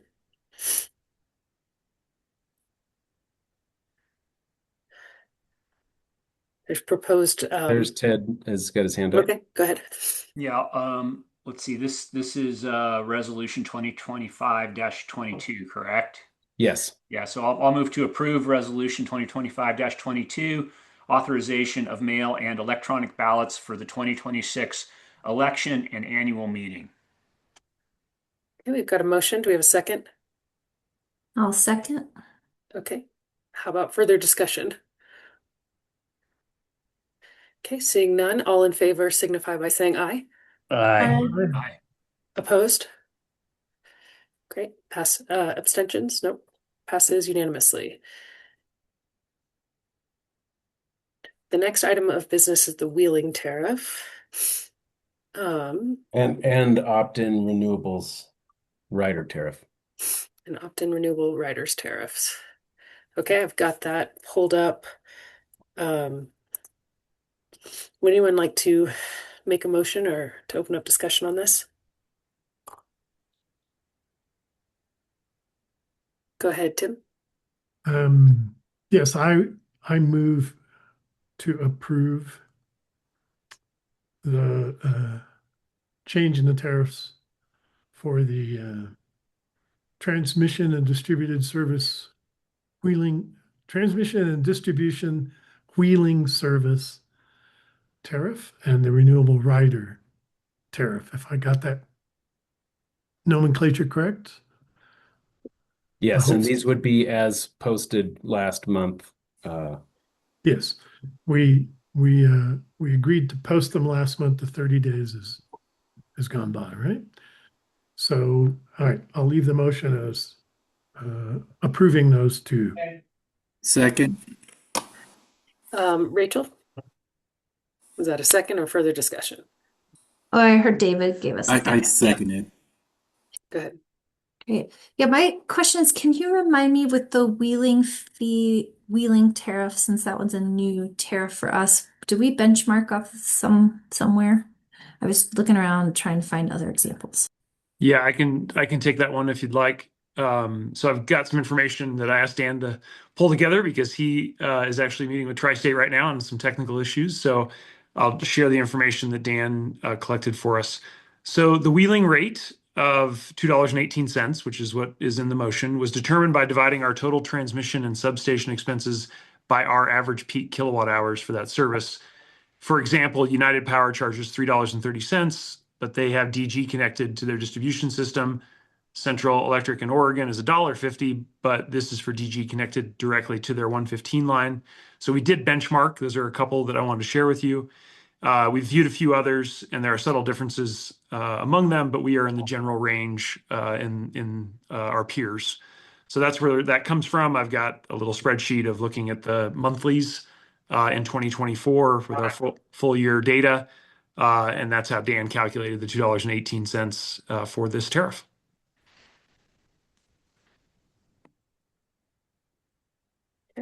Go ahead, Tim. Yeah. Were there any public comments received on these? I don't believe so, but let me double check with either Graham or Amanda. We did not receive any, Tim. Okay. Thank you very much. Kirsten? Yeah, my question is on the local energy action fund part of it.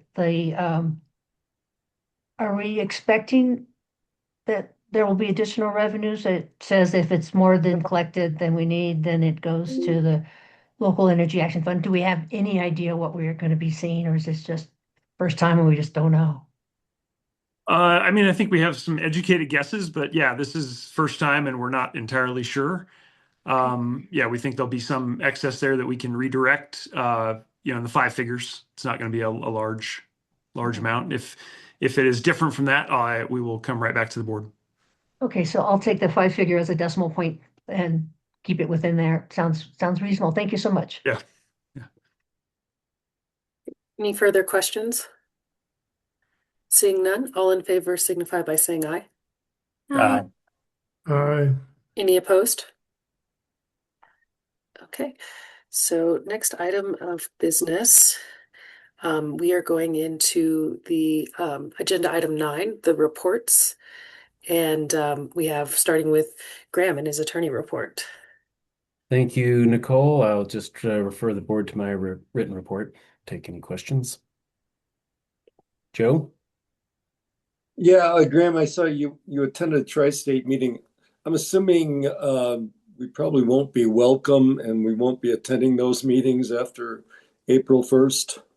Correct. I mean, they have aspects of them that are open to the public. It's possible that we can attend those. I don't know that I would plan on those. The vast majority of those meetings are in executive session, and a pretty decent percentage of that executive session we are still allowed to attend.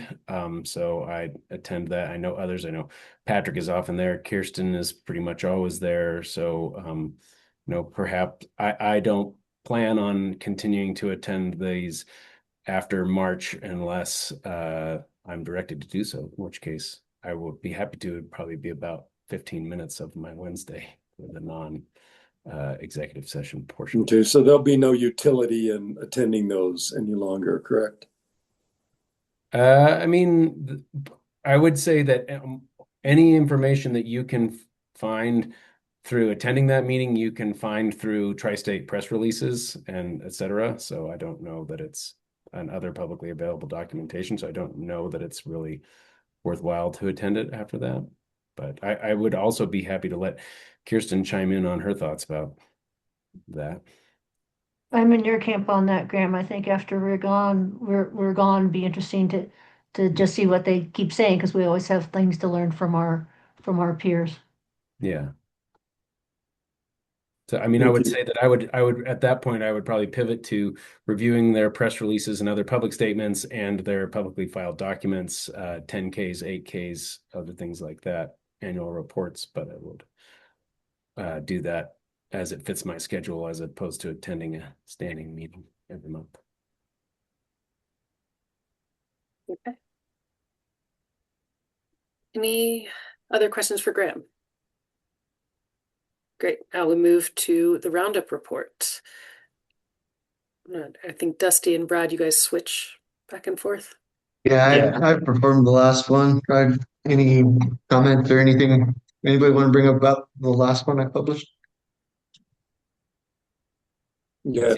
Joe has his hand up. Yeah. Go ahead. Yeah, Dusty, I was curious about the Neighbor in Need Alliance. Was that in Durango? And I know that there are numerous organizations working on this. I'm just wondering where they fit in. What else you know about them? Yeah, they're kind of a conglomeration of several nonprofits that try to help out with their service and people in the area that are home challenged or and during cold snaps. So they try to provide a warm bed for somebody that might be at risk of not having one when they essentially need it. And they collaborate with other resources in the area. I don't remember exactly what all they were, but there's several of them. It's Durango. Yeah, it is Is that- Durango. Yeah. oh, Yeah. Okay, I guess I just hadn't heard of that outfit, so I was just curious. So, okay, thanks. Yeah. Any other questions for Dusty? Great. Thanks for your work on Roundup and your report. Now Yeah. to Western United. We've got the treasurer here, our very own, David Lucian. Any questions from our report out? All right, thanks. Okay. Oh, I'm sorry. I skipped CREA. Kirsten. Oh, I thought, okay, great.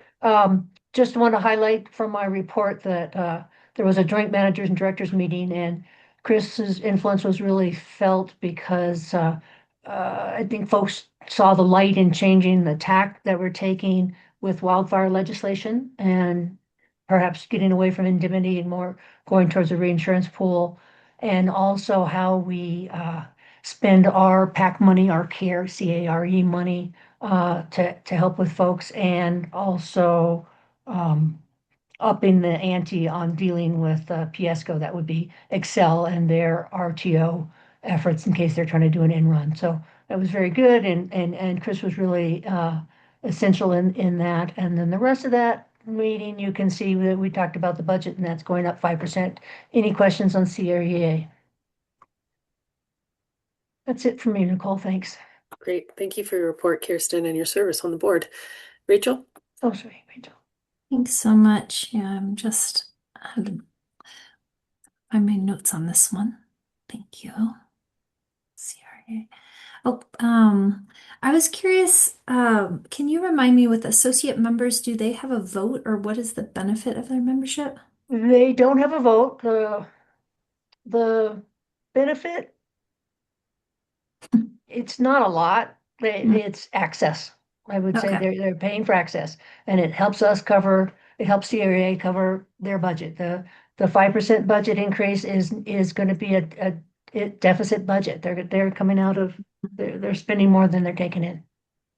Thank you. And then second question was just, I saw the note about the funds to PACs to support candidates. And so I know this is something we've been looking into with CRA and alignment and things. So is CRA putting internal money towards candidates in political races? CREA has a fund called CARE, CARE, and I can't tell you what it stands for. Traditionally, that money has gone to individuals to try to get access to them to discuss and to educate them as far as the issues of CREA. One of the things that Chris recommended is that to have more impact, we may want to consider looking at Chris, what do they call them? Either leadership packs or That's right. Yeah, the soft side committees for each of the caucuses in the legislature. yeah. So that's being looked at to, again, trying to get the most bang for the buck, trying to get the most heard, trying to get the most access and how best to do that. And Chris, coming from the legislature, had some really good ideas on how best to do that. Other questions? Thank you for those, Rachel. Okay. Great. So moving right along, it is Kirsten once again with Tri-State.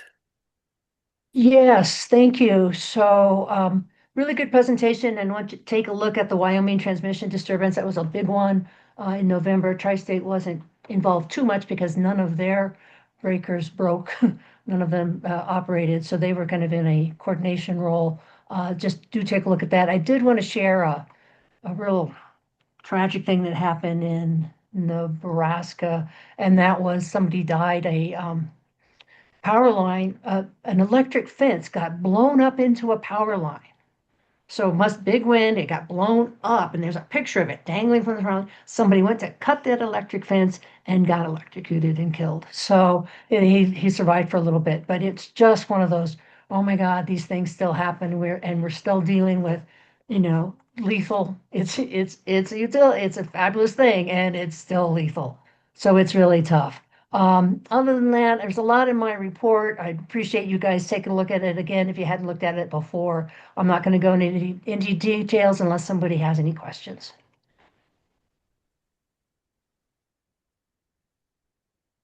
Go ahead, Rachel. Sorry. Rachel. I did appreciate you calling out that RTO presentation, and I did look through your notes. That was really helpful. And I guess one thing that I saw was just, wow, how the staff have attended 50 RTO preparation trainings. And obviously, Tri-State and LPA are not the same. We're not an energy generator at this point, or much of one. But are we tracking along with that? I mean, we've been kind of listening to everything y'all have been saying. It seems like we're prepared, but just checking in. Yeah, I mean, Rachel, the quick answer is yes. Yeah, we're Greg and Dan have been representing us at those meetings, Greg in particular, and it's one of the upsides of him being situated as a remote employee on the Front Range is he's able to easily join those gatherings that are typically in Denver for the Western Interconnect. And so, yeah, we're keeping up with all that and in pretty good shape. You did hear, some of our update earlier on resource adequacy, and that's been a main area of focus for us. Awesome. I guess it's interesting to get this tiny bit of granularity to understand how complicated this is and how much, I guess, staff time, capacity, expertise, et cetera. So thank you. And Rachel, thank you for noting that presentation because it was an excellent presentation. For some reason, it was given an executive committee and they asked themselves, why is this an executive committee? I think they're thinking about trying to package that and get that out to folks because it was very, very helpful. We are SPP members, and as such, we have access to their training site. They do have some training that is appropriate for directors. There is on-site market participant training in, I forget whether it's January or April, that may be appropriate. I've been talking to folks and trying to figure that one out. So there is that, and we as directors have a lot to learn just kind of from a high level. And boy, these guys at the staff level are getting it by a fire hose. So I really appreciate the work they're doing. And I think we owe it to ourselves and to our staff that we need to get smarter on all this stuff too. Maybe I'll throw next month's board education moment at SPP a little bit. 2 minutes worth. It's a powerful 2 minutes, Kirsten. So thank you for putting all that thought into it in your delivery. Any other questions about Tri-State? All right, so we have reached the end of our agenda. Do we have any more comments, any additional comments from board members? Tim? Yeah, in our packet was 300 pages of residential member survey that we never spoke about in this board meeting. And I'm wondering when we will get a chance to do that and how, what's the context? Is that, I thought in the past we had talked about that initially in executive session, but I don't know if that's correct or not. I have a number of questions and I don't want to take any more time today though. Can we put that on the agenda for January? Yeah, Tim, would you like us to add that to the executive session agenda for January? Yeah, I think that would be a good idea. Is it going to be released before then or what? What's the plan for this? Oh, well, no, this was information we provided in your board packet. And we'd be very happy to have a discussion about it, bring some of the key findings from staff forward, and then we can decide together next steps. All right, sounds great. Thank you. I'll look forward to that. Yep. Go ahead, Joe. On that survey, I don't know why we would have that discussion in executive session. So, I'm willing to entertain that, but I guess I'd like to hear a reasoning for that. There's a lot of stuff in there. There's some stuff in there that I was kind of surprised at. But I'll wait for that. The other question, and I guess maybe this is for Patrick, and I'm sorry to bring this up now, but this is in our performance statistics. Is Patrick still around? I'm here. Yep. Okay. So if you go down to the performance statistics, where in the budget for November year-to-date 2024, COM 1000 kV or less was 200. Over 1000 kV was 6793. And then you go to year-to-date 25, and it's 6845 and 13. And I have no idea what that relates to, but those numbers were just, it was such a disparate spread. I was wondering, is there an explanation for that? I'll need to take a look at it, Joe, Okay. and I'll just follow up if that's okay with you. Yeah, that's fine. Okay, thank you. And I might reach out for some clarification on the question, but I'll do that on the offline. Go ahead, Brad. Just like to second Tim and Joe's request to review that report, the member survey. Thanks. Okay, thank you, Brad. Any further discussion? Kirsten. Gosh, I'm sorry. I just realized it's the end of the year, you guys. Thank you so much for working together, and thank you for the staff, and thank you for each and every member. I think everybody rocks. I think this is really great. Appreciate it. Thank you. Merry Christmas. If there's no other comments, let's Happy leave it on that one. holidays to all the staff. Thank you very much. Yeah. Be safe over there. Absolutely, everybody. Thanks for everything you've accomplished, and proud to be part of this organization. We'll see you next year. Thanks, team. Great. Adios. Thank you. Thank you. Thanks, Nicole.